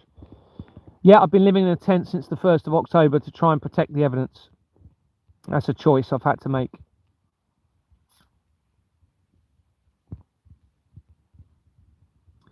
Origin was poor. I hope his next book in his series is fun. Well, the next one was Secrets of Secrets. Secret of Secrets.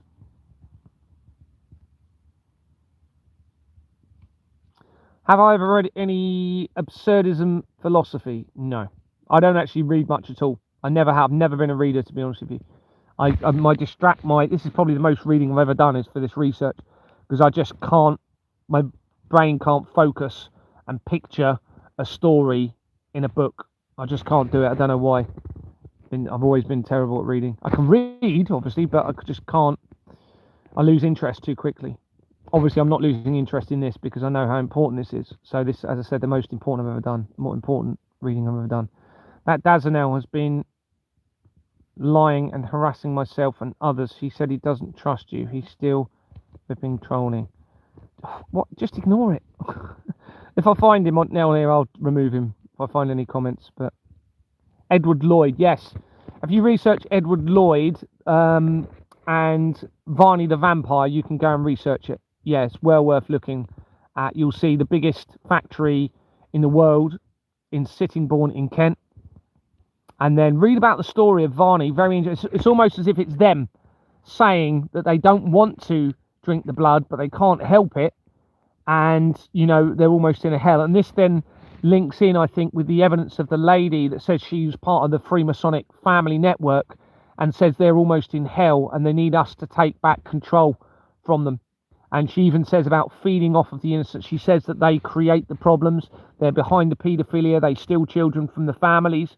They create the problems and then make the innocents believe that they are needed, that their laws are needed and their system they have in place is needed. It's all a deception. Problem, reaction, solution.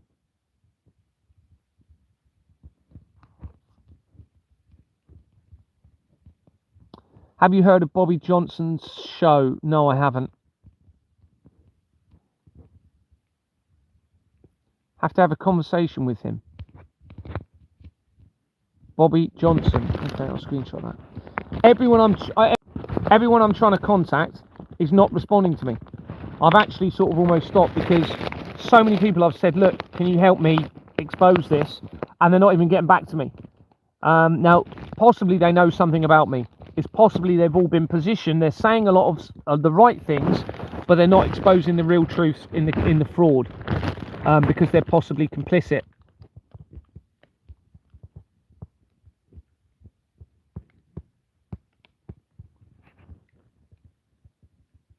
I've already said Gary for Freedom isn't a cop. Now, I certainly was. I was in the police for 18 years.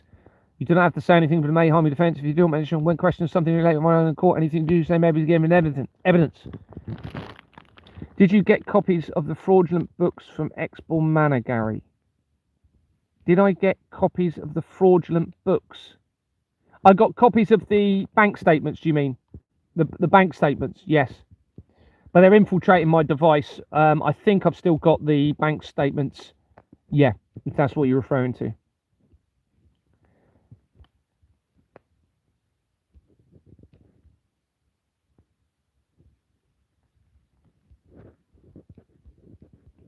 I'm going to come to the Bohemian Grove evidence in a minute. I'm just thinking.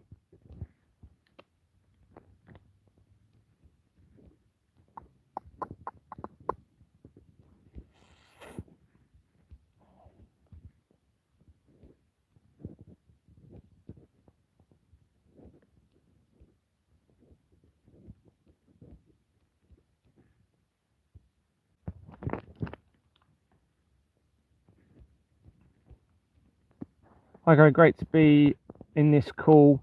Insomnia isn't always a bad thing. I'm sorry you can't sleep.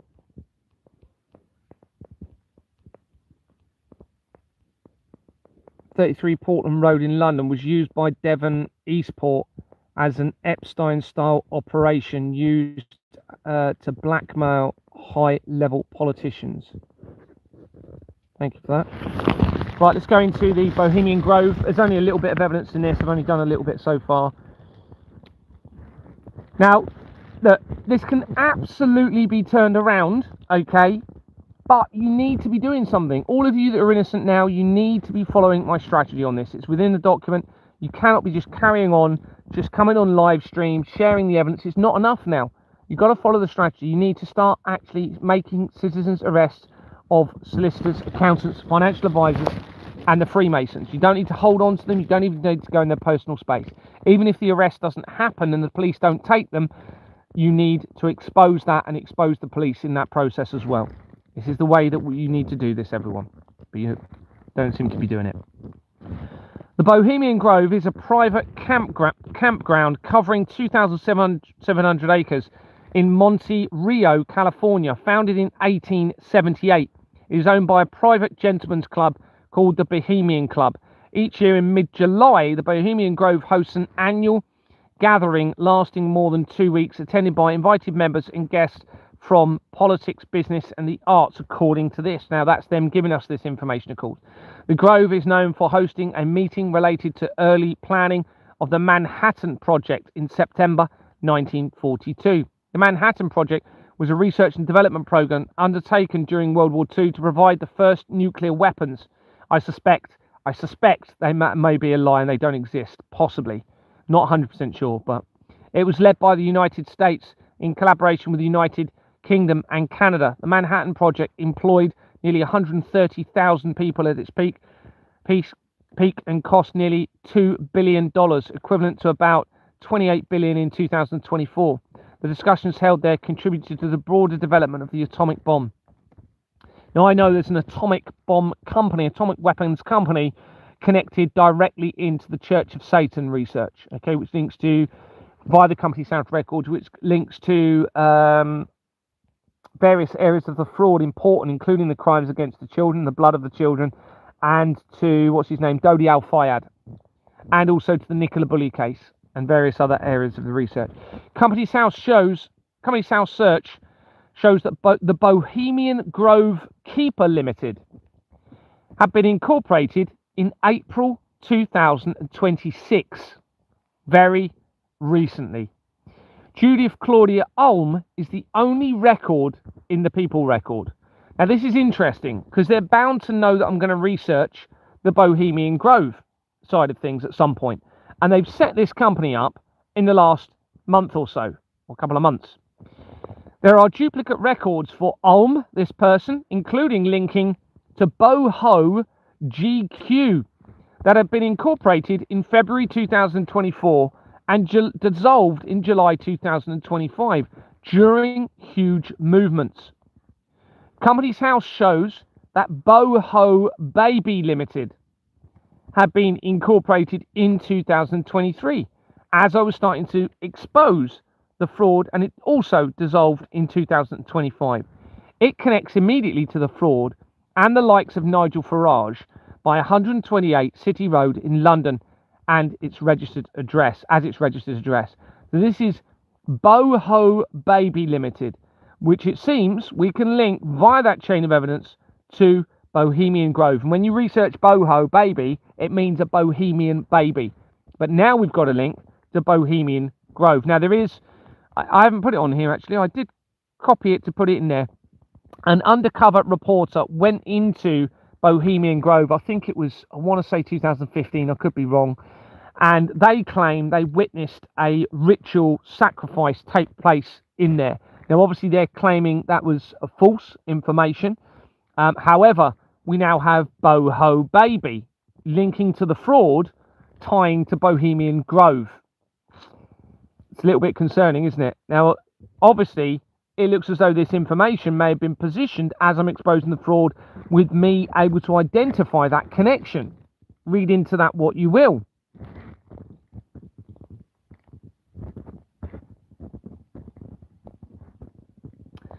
Boho Baby Photography Limited had been incorporated in February 2021. This is before I knew about the fraud, and is shown as being in the process of being struck from the register. It has an address of Lonsdale Drive, Gillingham in Kent, very close to where my mum lives, and it has Companies Made Simple on its incorporation document, which means it links to the Paedophile Information Exchange and the World Trade Center disaster. So that's Boho Baby Photography Limited, which we can then connect to Bohemian Grove via that chain of evidence via Boho. So that now means we've got a connection to the Paedophile Information Exchange, the World Trade Center disaster, to Bohemian Grove from that research. That's all I've done on that at the moment. It's not a lot. So let's talk about Ian Huntley. There's a bit more evidence on him. Ian Huntley had apparently been convicted of the murders of 2 children. I think it was in 2003. Actually, sure. In February 2026, articles emerged that he had been attacked and killed in prison. I suspect this may be a deception. Huntley was 53 at the time of his death, meaning he would have been born in 1974. A Companies House search shows an Ian Huntley born in 1966, the same year as the Companies House, as the Church of Satan was founded.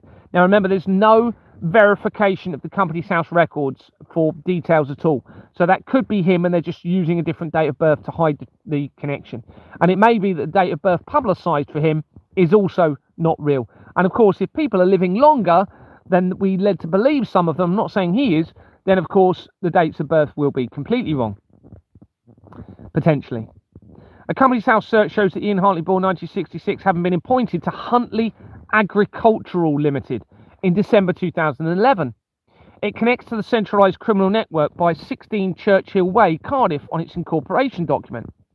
Graham Robertson Stevens is in the People record and connects to over 5,800 companies. That name makes critical connections throughout my documents. It's exactly the same record. All right, so I suspect this is going to be a record for Ian Huntley because of where it leads. Now, I haven't had chance yet to list the connections and where it does lead, but I flipped through my document, confirmed it features in about 4 locations throughout my document this exact same name record, everyone. So I need to just verify that bit, what subjects it was. Companies House shows, now talking about the actual location, Soham, okay, the Soham College. Companies House shows that Staplow Education House had been incorporated as Soham Village College on the 18th of February 2011, 10 months before Huntley Agricultural Limited was incorporated. Its name was changed on the 12th of December 2012, and it has Baker Small Solicitors of Exchange House, 494 Midsummer Boulevard, Milton Keynes, on its incorporation document. Baker Small Legal Services on a separate search of a 314 Midsummer Court, Midsummer Boulevard, Milton Keynes. So we can tell this is going to be connected. A very almost identical address had been incorporated on the 10th of March 2010. Yom Tov Jacobs is in the People record, connecting to the crimes against the children, major areas of the criminal network, and right throughout my document, that exact same name, Yom Tov Jacobs, coming in very quickly from the school record in relation to Ian Huntley, linking to the crimes against the children. Referring back to Staplow Education House, the company, William Brettle Bateson, is in the People record and connects to 9 companies, including Fingers X Limited, that had been incorporated on the 16th of August 2011, around the same time that we had these connections to the Ian Huntley company as well. Same year, not long.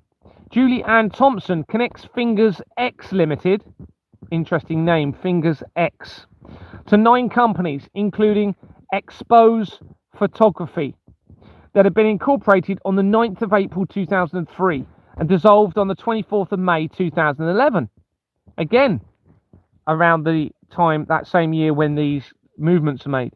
It has the London Law Agency of 84 Temple Chambers, Temple Avenue on its incorporation document, making the link to my dreams, immediately to Elon Musk, immediately to Stephen Hawkins and therefore CERN, immediately to Keir Starmer, and immediately to Madeleine McCann, leaving no stone unturned, and major areas of the criminal network.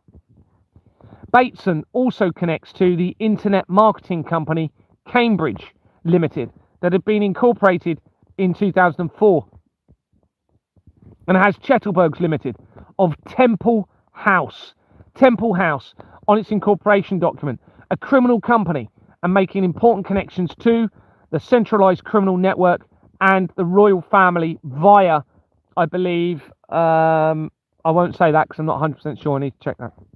Juliet Helen Hillier connects Staplow Education House to Blood Cancer UK Research. Let this sink in how critical this now is.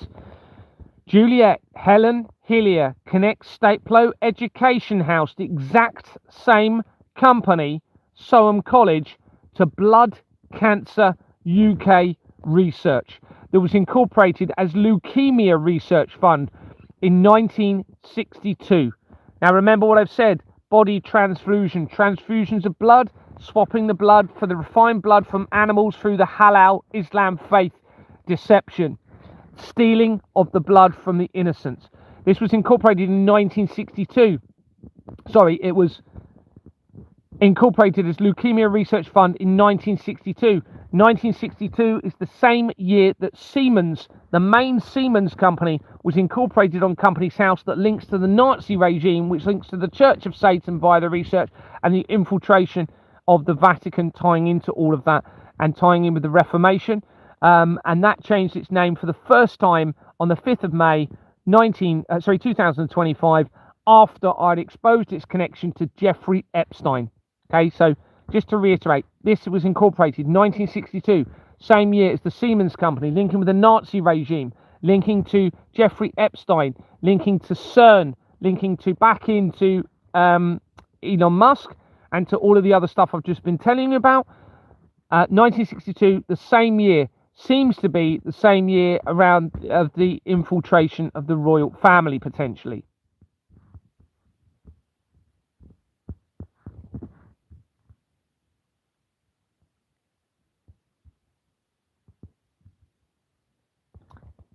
Where is it?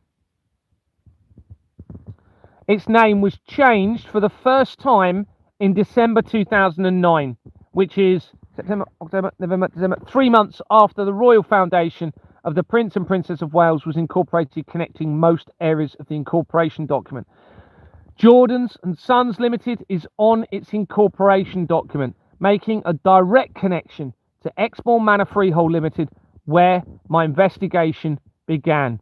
That is Blood Cancer UK Research, giving them the ability through the fake blood cancer, or creating cancer, more likely faking it, the medical records, faking it, and then stealing the blood from humans through that deception, everybody. See how massive this now is. Remember, you've already got Tramp to Vamp connected directly to Exmoor Manor Freehold Limited, coming in from the research of the blood transfusions and organ harvesting, all linked into this criminal network. All right, this is massive, everybody. Sir Alan George Moses, born 1945, is a former Lord Justice of Appeal and Court of Judge Appeal, and the former chairman of Independent Press Standards Organisation, or IPSO. He is joint chair of the United Kingdom's Spoliation Advisory Panel. He was educated at Bryanston School and University College, Oxford. Bryanston School has already featured several times throughout the research and connects to the royal family immediately, and to Donald Trump, and into Jimmy Savile, and into the blood of the children, and into the earthquake technology, and CERN, and the blood, as I've said, of the children. He was called to the bar by the Middle Temple in 1968, and he was a member of the Attorney General's panel of Major Counsel to the Crown Common Law from 1981 to 1990, and was junior counsel to the Inland Revenue, because the tax is criminal, everybody, because of the forgery behind it. Common law from 1985 to 1990. He took silk in 1990. He served as a High Court judge in the Queen's Bench Division from 1996 to 2005, presiding judge of the South Eastern Circuit from 1999 to 2002, and was appointed as the Lord Justice of Appeal in 2005. In 2003, he was the judge in the high-profile Soham murders case, which led to the imprisonment of Ian Huntley. He retired from the Court of Appeal in May 2014. He was appointed as the first chairman of the Independent Press Standards Organisation, as I've said, in 2014. He served 2 terms, which ended in December 2018. He was succeeded by Lord Fawkes. He is joint chair, together with Sir Conall Deaney, of the Spoliation Advisory Panel, which advises the British government on claims for cultural property looted during the Nazi era. Everybody, what have I just been saying about the Nazi side of things? Well, the Independent Press Standards Organisation that he is connected to is the largest independent regulator of the newspaper and magazine industry in the United Kingdom. It was established in 2014, on September 2014, which is after he resigned from his role and became involved in this. Okay, so it's possibly been set up specifically for him. After the wind-up of the Press Complaints Commission, which had been the main industry regulator. I've just realised something. That's interesting. Yeah, so this is interesting. So you've got the Press Complaints Commission, which is the same Police Crime Commissioner, yeah, the same acronym as Police Crime Commissioners, PCC, giving the ability to launder the money of the blood of the children through the different organisations. You see, this is what they've been able to do. Well, the Police and Crime Commissioners were set up in 2012 after the CERN appeared to try and enact potentially an end of creation event, potentially failed, so they needed more money to be funneled through into the criminal network, possibly. So the Police and Crime Commissioners were set up. They have now announced in the last few months, 3 months or so, that they are now scrapping the Association of Police and Crime Commissioners. I had already connected the Association of Police and Crime Commissioners to Jimmy Savile, to CERN, and to all of this stuff that I'm telling you about, and to the blood of the children. So anyway, it had been the main industry regulator of the press in the United Kingdom since 1990. The Hacked Off campaign group described Ipso as a sham and the illusion of reform. Hacked Off state that IPSO is owned and controlled by the very newspapers it is supposed to regulate, and it does nothing to stop them. Its code says papers must not publish inaccurate material, but it has neither the will nor the power to enforce this, and never takes actions to deal with repeated and systematic breaches of the code. Hacked Off argue that Ipso should be replaced by a properly independent regulator as called for by the Leveson report. Okay, the Leveson report is the phone hacking scandal tying in to the death of Daniel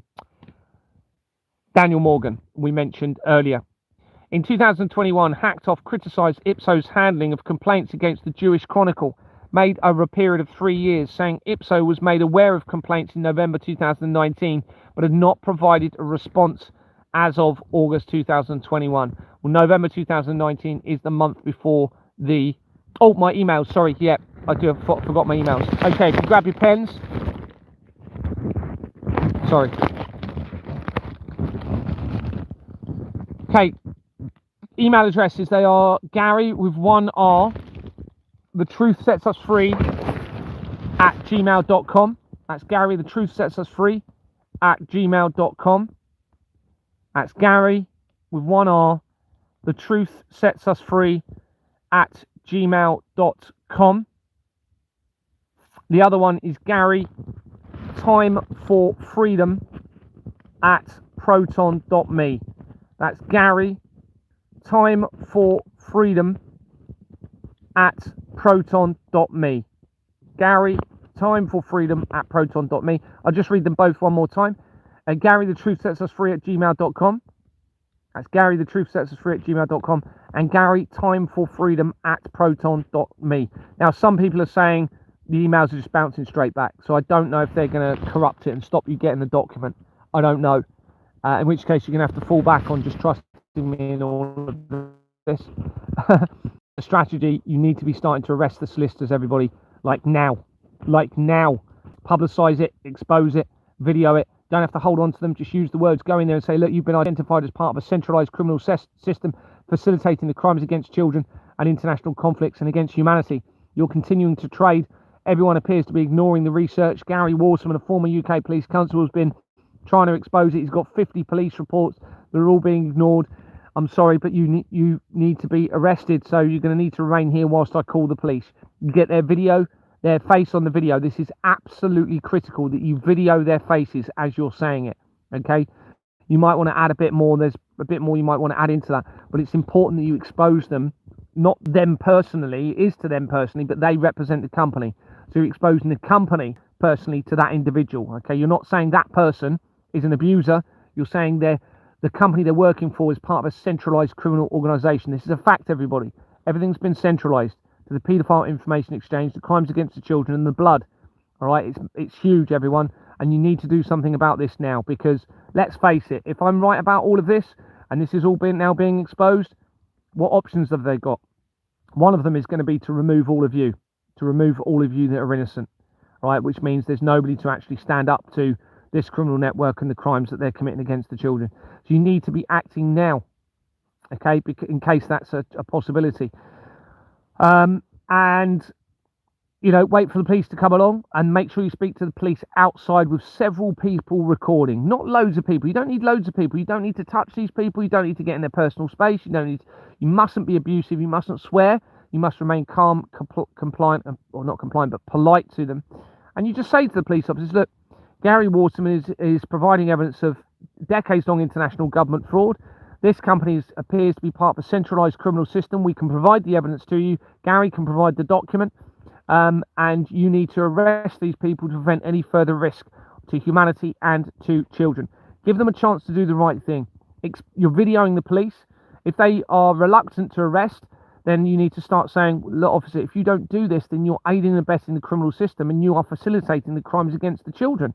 And you become part of the issue and the problem. And you can be held accountable by the people, if not either now or later. And you might even say, the evidence suggests that there is a plan against all of you, including you and your family and your children, that could also be at risk in all of this. So, you know, I advise you to arrest these people. Now, there's nothing they can arrest you for whatsoever. You have committed no offences. You are polite, you are calm, you are keeping your distance, and you are using the right words. And then give them a chance. And if they don't, then you've got two options. You withdraw, and you expose the police, and you send me the video, and we get their pictures put in the document all over the place. Right, you might want to tell them that their pictures are going to be publicised everywhere. All right, but you need to make sure they don't take any of the cameras. This is important, why you have several people there videoing this from a distance, not in their faces, not right in their face, just enough that we can get an image of their faces. And then it may be that you think, you know what, this has gone on for too long now. They're giving the Epstein file. They're telling us what they're doing to the children. This officer's not doing anything about it. Officer, I'm really sorry, but you're now also under arrest, okay, for aiding and abetting, conspiring to allow international government fraud. So this is the offence you need to use. I forgot to mention that. So you need to mention the conspiring to allow fraud and crimes against humanity to continue. That's the offence that you're going to be arresting them for. Conspiring to allow international fraud and crimes against children or humanity to continue.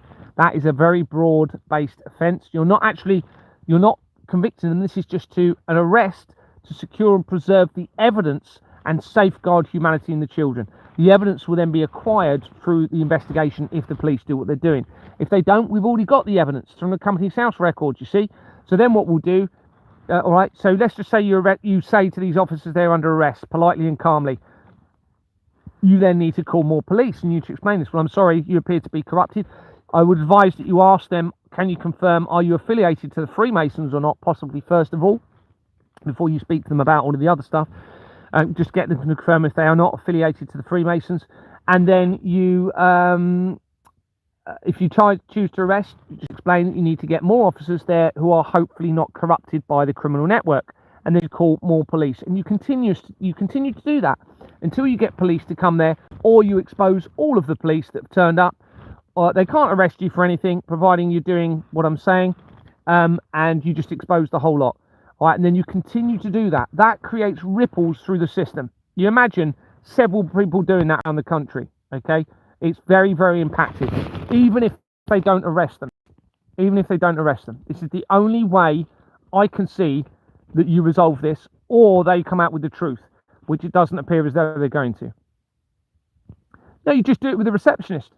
You ask to obviously speak to somebody more senior, but don't allow that to delay. You literally ask to speak to the most senior person in the company, but if they are taking their time with that, or they say you need to arrange an appointment, we'll just say, look, will you represent the company? This can't wait any longer. And you do it with the receptionist. It's as simple as that. Somebody's saying not here in Brooklyn. Well, that's up to you. If you don't try something like this, wherever you are, then the next option is catastrophe for all of Earth. All right, because what you're going to be talking about is you're going to be talking a chaotic situation leading into the falsified prophecies. All right, you're going to probably have 3 days of darkness. They'll cut all of the electricity, cut the internet. All right, they'll make it very hard for anyone to get any food. That then means everyone's going to be fighting amongst themselves whilst they plan the end of creation, potentially, those at the top of this, using their collider technology. That's what all of the evidence and the information says. Now, I hope that is not true. I hope that they don't have that capability, but the evidence suggests that they are working towards that capability and they are able to create earthquakes. So it's up to you. You either take that risk with something which has less of a risk of chance doing it, or there could be no future for anybody. It's up to you. Thank you for your time and enthusiastic entertainment.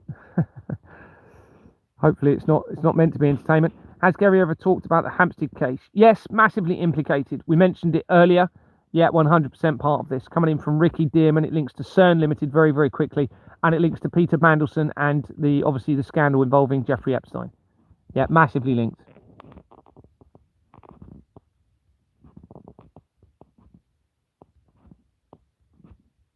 Oh, sorry, I'm just catching up on your comments.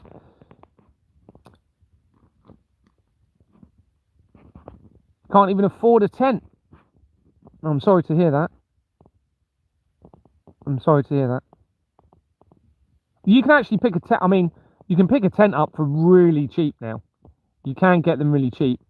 I was very fortunate on one I had that was on offer, and it was like way cheaper than what it normally is.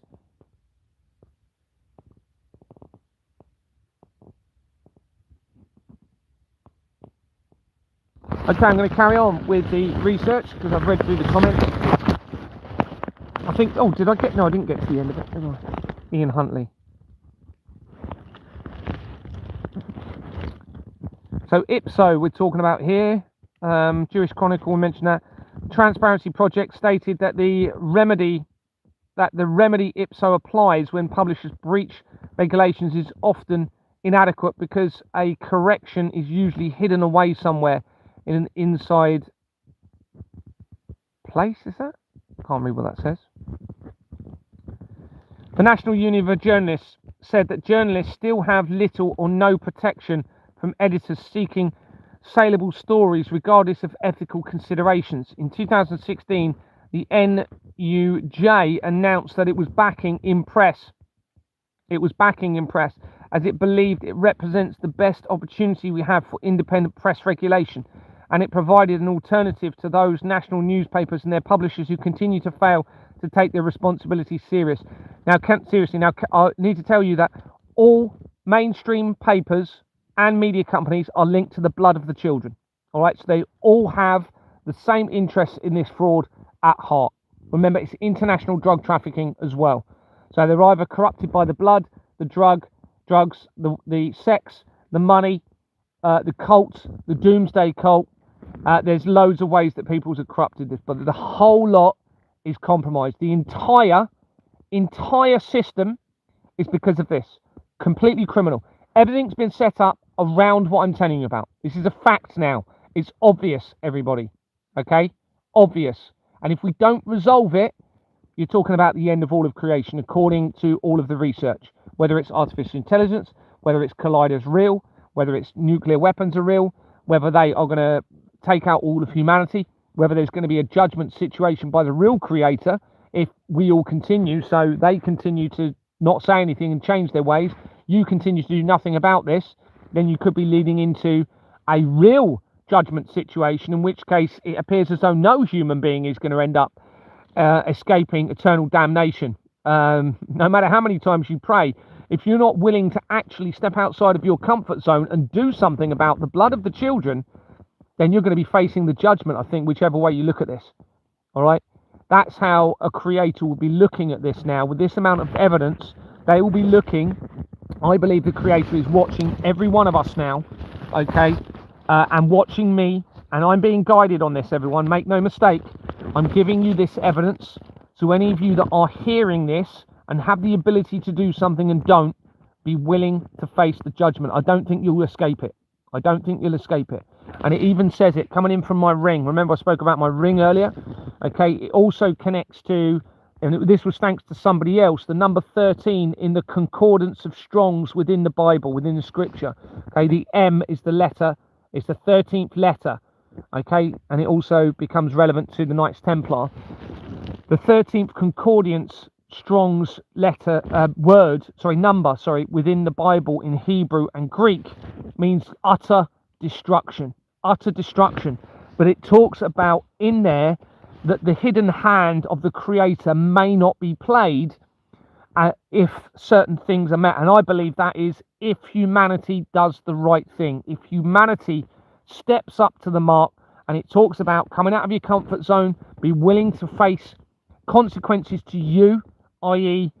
stopping paying everything, going and making arrests in the right way, okay, but not fearing that, then I believe this will change everything, okay? But I believe that 13 concordant Strong's number in Hebrew and Greek says there will be utter annihilation where nothing humanly will recover. Now, I suspect let's look at this realistically. If you're looking at this from a moral perspective now, if I was the creator and I was looking down on earth and I was seeing all of this evidence coming out, and those people involved in it are not doing anything, and those people having the evidence are not even willing to go and speak to a solicitor to try and save the children, then I think the only right thing is humanity needs to be wiped from the earth so that it protects creation, because we are on the verge of ending all of creation one way or another. Now, we've got billions of other life forms, okay, that we have a responsibility to take care of.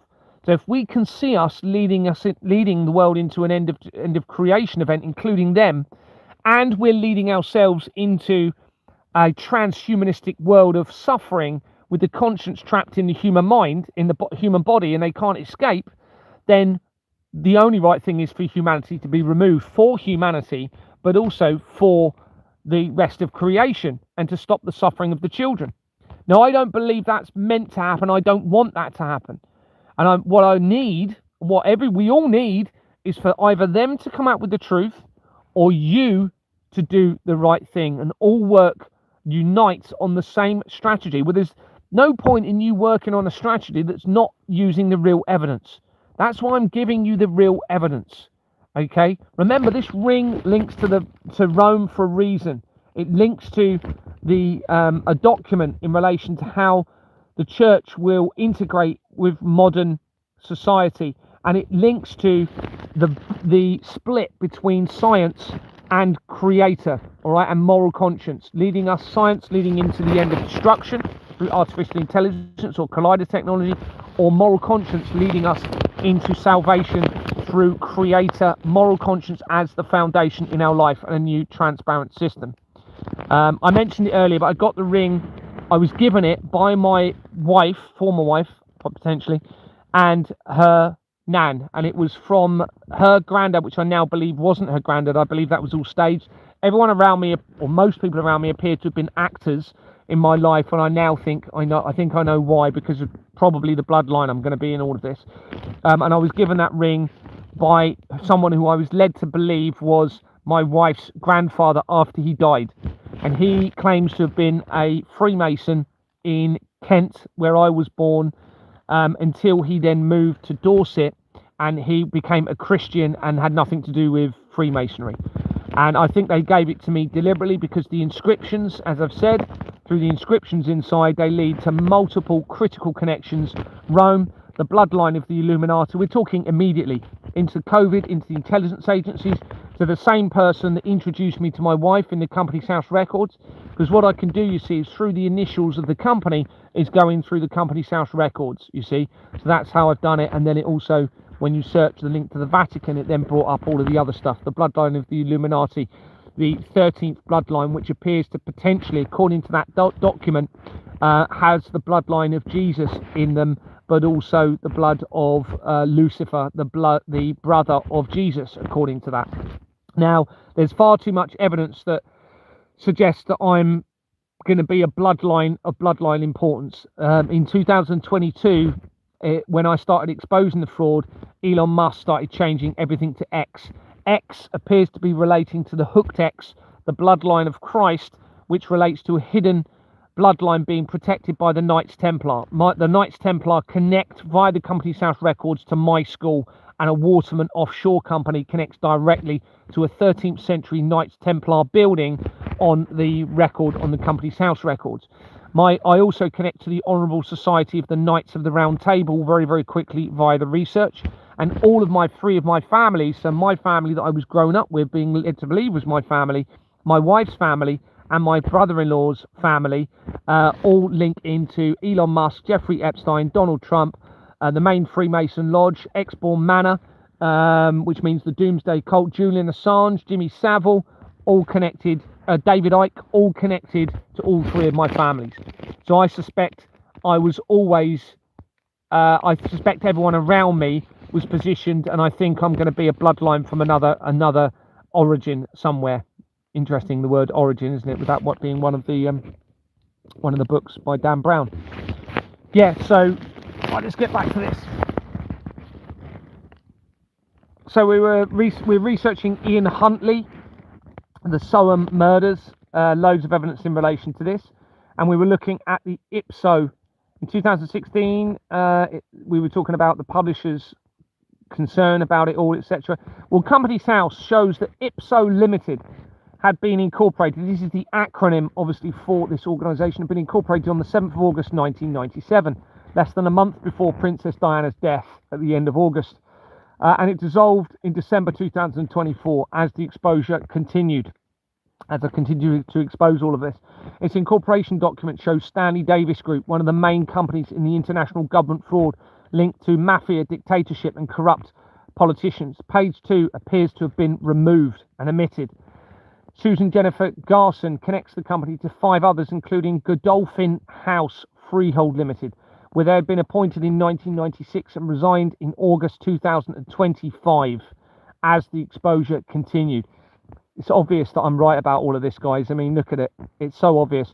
The company had been incorporated in 1995 and connects immediately to the centralised criminal network by Keith Stephen Dungate and L&A companies on its incorporation document that links to David Beckham, which then makes the link back to me via Olympic Games companies, into the Waterman companies, and then into the Knights Templar location. Godolphin Court 1996 Property Management Company Limited had already been linked quickly to Unit 1, St Stephen's Court, St Stephen's Road, Bournemouth, an address linked to the Doomsday Clock and Doomsday Cult as shown elsewhere, also connected to Tommy Robinson. So a very similar name, Godolphin Court 96, Godolphin House Freehold Limited. Several of the directors connect Godolphin House Freehold Limited to Godolphin House Managements Limited that had been incorporated in 1963, the same year as the apparent assassination of JFK and the release of the James Bond movie, the first one. I suspect this company is symbolic of Go Dolphin House. Remember, it was Godolphin. Go Dolphin. I suspect it's symbolic of Go Dolphin House, referring to the building linked to major crimes against children and Jimmy Savile as shown elsewhere. Dolphin House. Ivan John Whittingham connects the company to 171 companies, including the White Line Company Limited, that had been incorporated in August 2008 and has Dorset Road in its address, appearing to be a reference to Dorset where my investigation began. Form 10 and Formations Direct companies are on its incorporation document. This makes major connections to the criminal network, which I haven't got the list in front of me at the moment, but back into the crimes against the children and into the international drug trafficking network. Mark Andrew Russell, surname Russell. Remember, Russell links into the international criminal network and the international drug trafficking trade. Well, this is called the White Line Company. What does that make you think of? A white line. Yep, cocaine.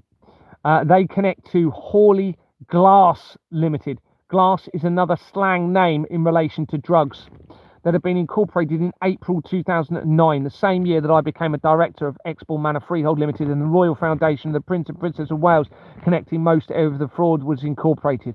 Trevor John Russell, again a Russell, is connected to this company and connects to Hawley Glass. Again, Glass is a slang name linking to drugs commercial that had been has Linda Beecroft Limited on its incorporation document. The Russell name is becoming significant to the international drug trafficking network, and these companies make possible references to drugs, referring back to Whittingham, that same director we were looking at. He also connects to BT Capital UK Limited, that had been incorporated as MG Finance UK Limited in September 1997, and it has Temple Secretaries, 788 to 790 Road in its people record, making the connection to the accountant of Exbourne Manor, Pornhub, okay, where my investigation began at Exbourne Manor Freehold Limited. Pornhub and major areas of the criminal network, and that company, that name and address, or that address, connects to international dictators and mafia on an article and corrupt politicians.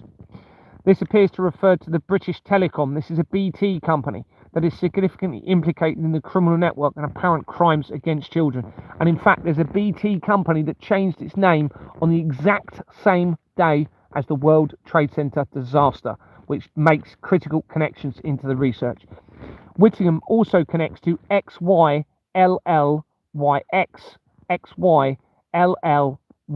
Public Limited Company that had been incorporated as Jordan's 124 Public Limited Company in 1983. Jordan's is a company linking straight to Exborn Manor Freehold Limited, where my investigation began. Research shows that XYLYX, so very similar, and actually that's a like a mirror, isn't it? XYLLYX. So it's almost like a mirror flip inversion in the name of that company. The XYLYX with just one L in the middle. Okay, so it's split without the mirror. It's just got an L in the middle, X and Y either side. Bio is a biomedical company specializing in regenerative, bearing in mind what we're talking about here, extending life and the blood and the organ harvesting, specializing in regenerative medicine, tissue engineering, and extracellular matrix ECM technology. They develop advanced materials to support cell health and create proprietary research-backed skincare ingredients focused on tissue repair and skin. Leonardo Lass connects XYLLYX Public Limited Company, the one we were looking at, to 32 companies, including Vanguard Barbican Limited, that had already been connected immediately to Mark Jonathan Lass, same surname, Lass. This is Leonard Lass, Mark Jennifer Lass, exactly the same company, same surname, different name, connected to the research of Ben Hootchen and the Teesside scandal, linking with major areas of the criminal network and the apparent blood of tortured children being hidden in the bloodstock trade of the horse industry. It had also been connected directly to Hope Barton Owners Association Limited, that had been where, I forgot about this, that had been where my wife's grandparents had a timeshare, and I had attended with them and a separate time with my mum as shown elsewhere. So in other words, linking to my ring. The grandfather of my wife links directly to that Hope Share company that I have just told you about, connecting in from this. If that is not a sign for you all, then I don't know what is, everyone. You need to follow my strategy now, all right? You need to save the children, save yourselves, save creation. Follow my strategy before it is too late. You need to go and arrest the solicitors. You need to get small groups of you. You don't need loads of you at all. No violence, no swearing. Publicize the arrests. This ends. If enough people do that, this ends, everybody. And we will see a transition into a new earth. They will either go and run and hide in their tunnel systems. You'll have no solicitors. They'll all stop working. All right. And we can start dealing with this. A Vanguard company had already been shown quickly in the research. Remember, this was Vanguard. Oh, actually, I haven't finished reading. Oh, yeah, I have. It also been connected, as I said, to Hope Barton. Now, I don't think that's a coincidence, everybody. Do you know where Hope Barton Owners Association Limited is? Linked to where I went with my wife's grandfather. Okay, Hope Cove. Hope Cove. Remember, Star Wars, The New Hope came out the year I was born. Hope Cove. A Vanguard company had already been connected quickly to Candice Owens. In the research of Asda and Pam Bondi linked to Donald Trump and to the Dunblane massacre, as shown elsewhere in the research. Referring back to Moses, the judge for the Ian Huntley trial, Company's House shows that he had been appointed to the Royal Academy of Arts on the 1st of October 2007, less than 2 months after Exborn Manor Freehold Limited was incorporated, where my investigation began. The company was incorporated in July 2007 and has Farrer & Co. on its incorporation document, which makes immediate connections to Ghislaine Maxwell. Sir Nicholas Grimshaw is on the incorporation document. Catherine Fiona Jones connects the Royal Academy of Arts. Anthony Lewis Cohen connects the Royal Academy of Arts to 15 companies, including Barnardo's, as shown at important times in the research, and in fact, at the beginning of my research this evening. Catherine Fiona Jones connects the Royal Academy of Arts to Friends of the Royal Academy that had been incorporated in 1976, the year before I was born, and has a forged register with Wild Sapt & Co. on its incorporation document, connecting to important areas of the criminal network. Farshid Masavi connects the Royal Academy of Arts to 12 companies, including Whitechapel Gallery Trustee Limited, that had already been connected immediately to the research of James Alefantis in the Pizzagate scandal, and connects to Chapman names as shown elsewhere. I suspect these names relate to Chapman brothers that are linked to Harvey Weinstein, Jeffrey Epstein, and the evidence suggesting Prince Harry had worn the Madeleine McCann skin in his shoes at the time of Jeffrey Epstein's arrest. This is via Warner Chappell Music Companies. Chappell, again, as shown elsewhere. The Whitechapel, I'm not going to go into that because this is something I haven't. Research shows that the head teacher for the school at the time, the head teacher for the Soham Village College at the time of Ian Huntley murders was Howard Gilbert.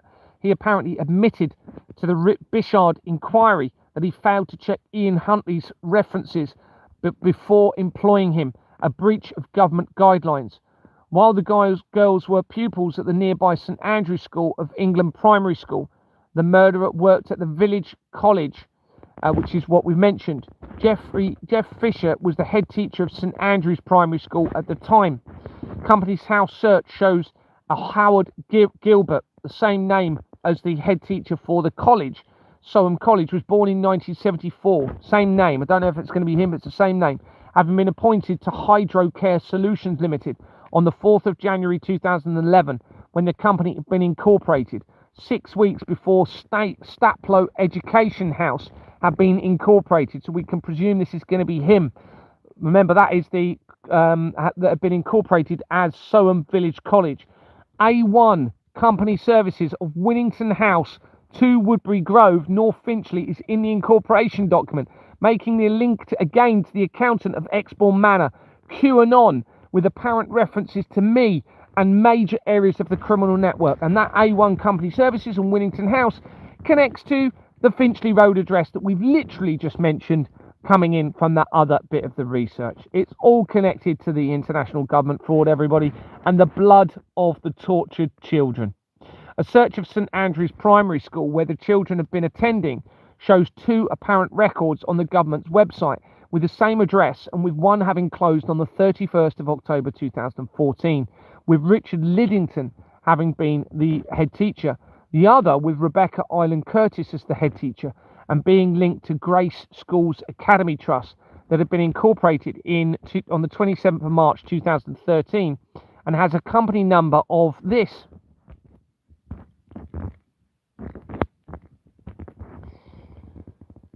This takes you to the Company's House register for Grace Schools that had been incorporated in 2013, as it said, as the Diocese of Ely Multi-Academy Trust, before its name was changed for the only time, according to the overview, guess when?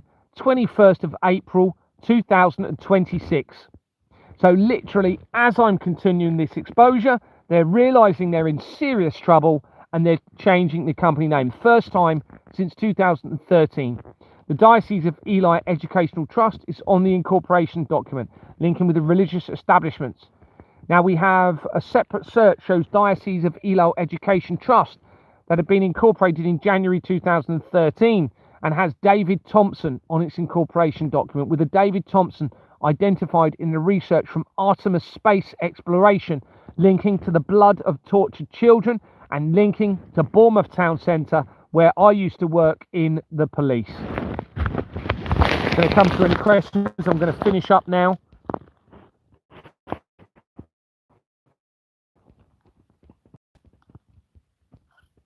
You honestly, everyone, you seriously need to start making arrests immediately. Any of you that believe in me, any of you that trust me, any of you that have the document, you don't need physical strength.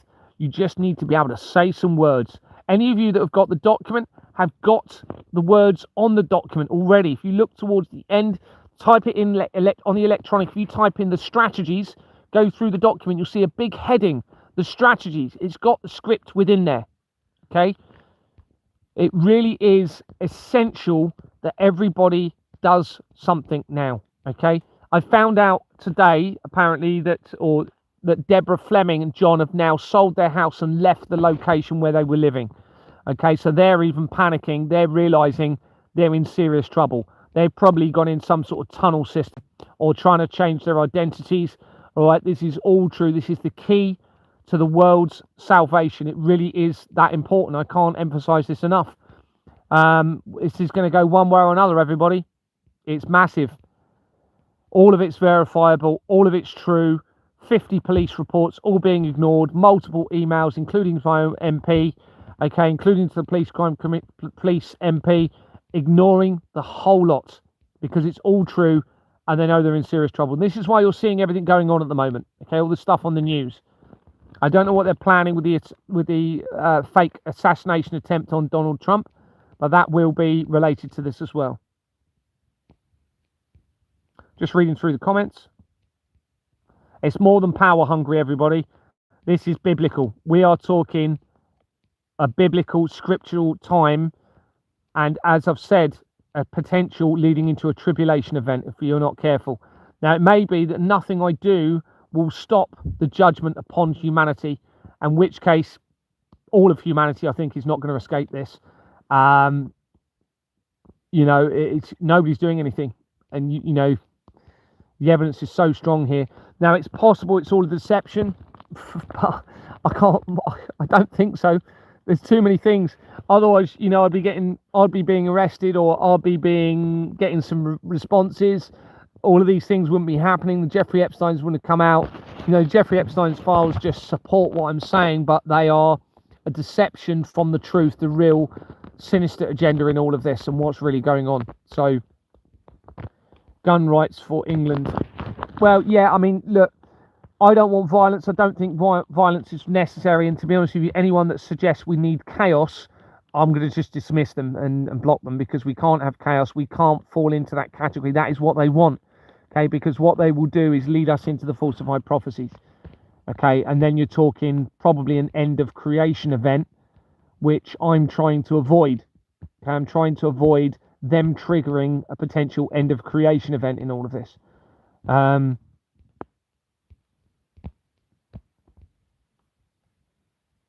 Yeah, arrest teams. It needs to be, you only need a small number. You can do it with one of you. Look, you've got to remember, this is just videoing you saying some words. Saying the word arrest is probably making you worry too much. It's just about the words. 9 times out of 10, when I arrested somebody in the police, no physical contact was needed whatsoever. Even with the people that were drunk, because you use your powers of communication and skills. So, it really is essential now. It's essential. I mean, the evidence is so strong that I'm bang on with most of this. The only thing I'm struggling, it's either a complete deception for me, including the blood of the children, but then I've got people telling me, there's a lot of evidence in all of this. The whole thing is a deception that they've set up to expose themselves, okay, to get me to expose them because of who I am, which is, let's face it, is that real? I mean, it's possible. Is that realistic? Is that realistic? They're going to deliberately expose themselves to an entire criminal network and the blood of children and then face the consequences of that from the people? Possible, or the whole thing is real and the whole thing is true, and we've got this, and I'm right about absolutely everything I'm saying in relation to this. I don't think there's going to be no grey areas with this. It's either going to be a deception for me because of who I am to expose it, or it's all going to be real, in which case I need to expose it and you need to make the right choice in what you're going to do in all of this.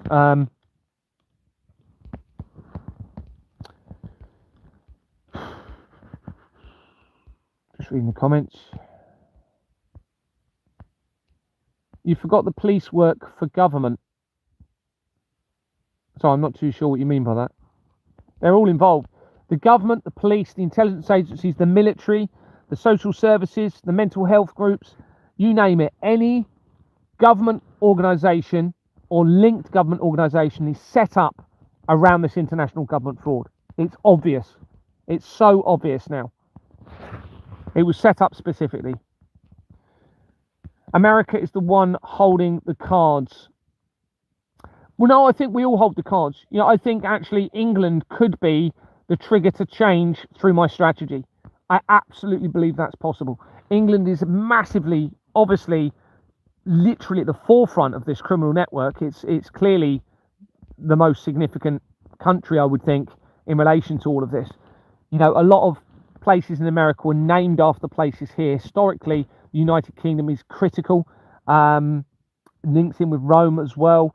And I think we hold the cards, if I'm being honest with you, because as soon as you start following this strategy, the word will spread to America.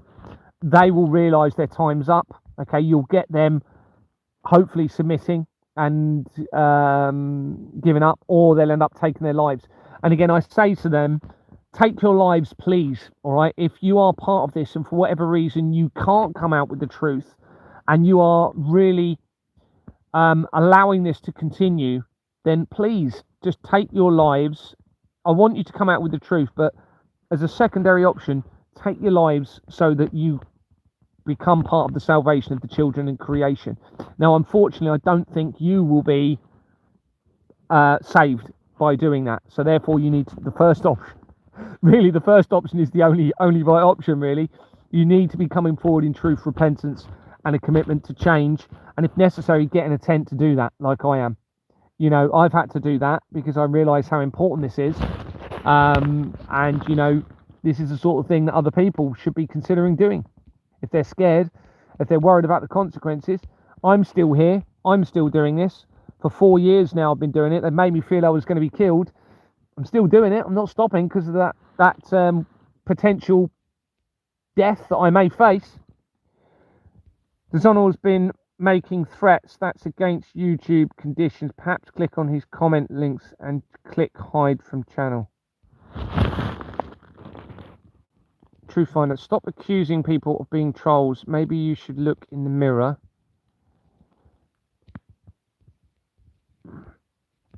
I've missed a lot of the comments, so I haven't seen it. I don't want to block people if I'm being told to block the wrong person.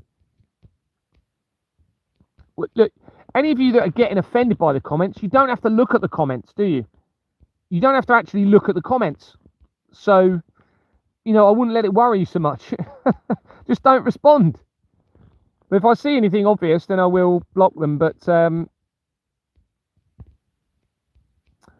empowered is in the USA. It's a clown world. Moral is way down. Morale, sorry, is way down. Yeah, you need to get it back up.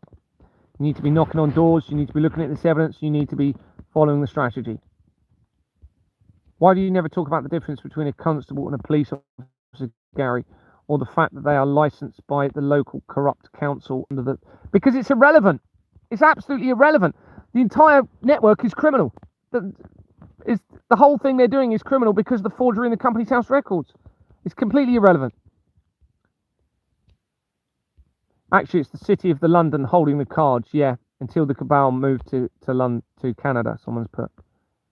The Epstein files are enough, to be honest with you. Yeah, even without my evidence, let's face it, with what they're telling you, right, you should be following my strategy anyway, even without my evidence. Now, my evidence is way bigger than the Epstein files. It's way bigger. It exposes the entire criminal network to the fraud and how it ties into the falsified prophecies and the blood of the children. All right, it's all verifiable from the document. Okay, you're not just looking at an email that could have been made up. You're looking at a document that will actually, you can click on and verify the information through the company's house records. It's the most important document on earth, without a shadow of a doubt, because we don't know that the scripture isn't falsified. Obviously, I would normally say scripture is the most important, but we've got the fact that Gutenberg's was printing the first Bible, and they're linking into the criminal network, into the formation of the Reformation, and to the Reformation and the formation of the government. So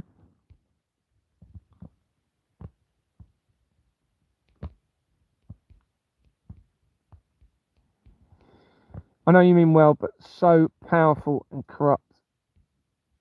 No, David, look, if you don't do anything, look at the consequences.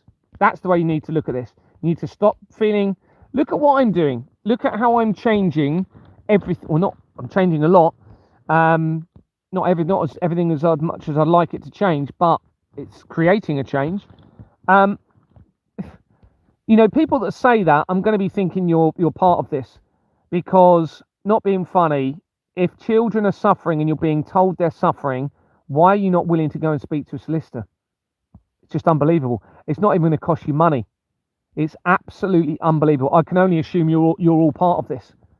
I can only assume that you are all part of this. If I don't start seeing somebody publicising videos of you speaking to the solicitors, I'm going to have to presume that every single one of you have been set up as a deception against me. That's how I'm going to look at this. And there will be no favours of those people, okay? Whatever comes of this, you will be considered as part of the deception against humanity and the crimes against the children by being part of the deception against me. So I really do expect, otherwise I'm just going to have to consider that every single one of you are going to be part of this. There is nothing more simple that you can do to go and speak to a solicitor and say some words and publicise it, when there's evidence now of the children being skinned alive, tortured and abused, and potentially the end of all of creation to all of you. Now, many of you can go and get at least 2 people together and go and do this, all right, and publicise it. It really is not the most difficult thing on earth when you think about what you're going to be facing if you don't. And I'm sorry to be so blunt about this, but it is very clear that my whole entire life is being staged around me, all right, since I was born. So I have to consider that they're staging all of this, and that all 119 of you, because otherwise it wouldn't make sense. It does not make sense that none of you are actually doing anything about this that needs to end this. And you've got somebody giving you the evidence, giving you the strategy, telling you to empower you, telling you the consequences, telling you who they may be, all right, and the consequences and giving you the evidence of that as well. You need to be able to be doing something about this. I'm going to finish up now. I know I've probably missed loads and loads of comments. Really apologise if I have.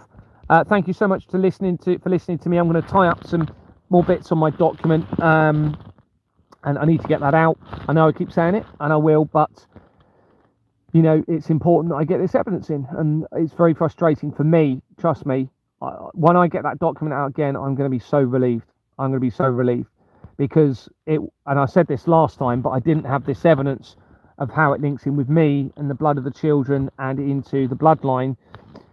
So now I'm probably going to get that document out, and I might just have a break, obviously, again, not that I've really had a break, but have more of a break, and just see what everyone's going to be doing about this, because I can't be the only person on earth doing this. You know, nobody's going to be saved. If it ends up being only me doing something, then I don't think anyone's past that potential judgment barrier, if you like, from whatever's coming.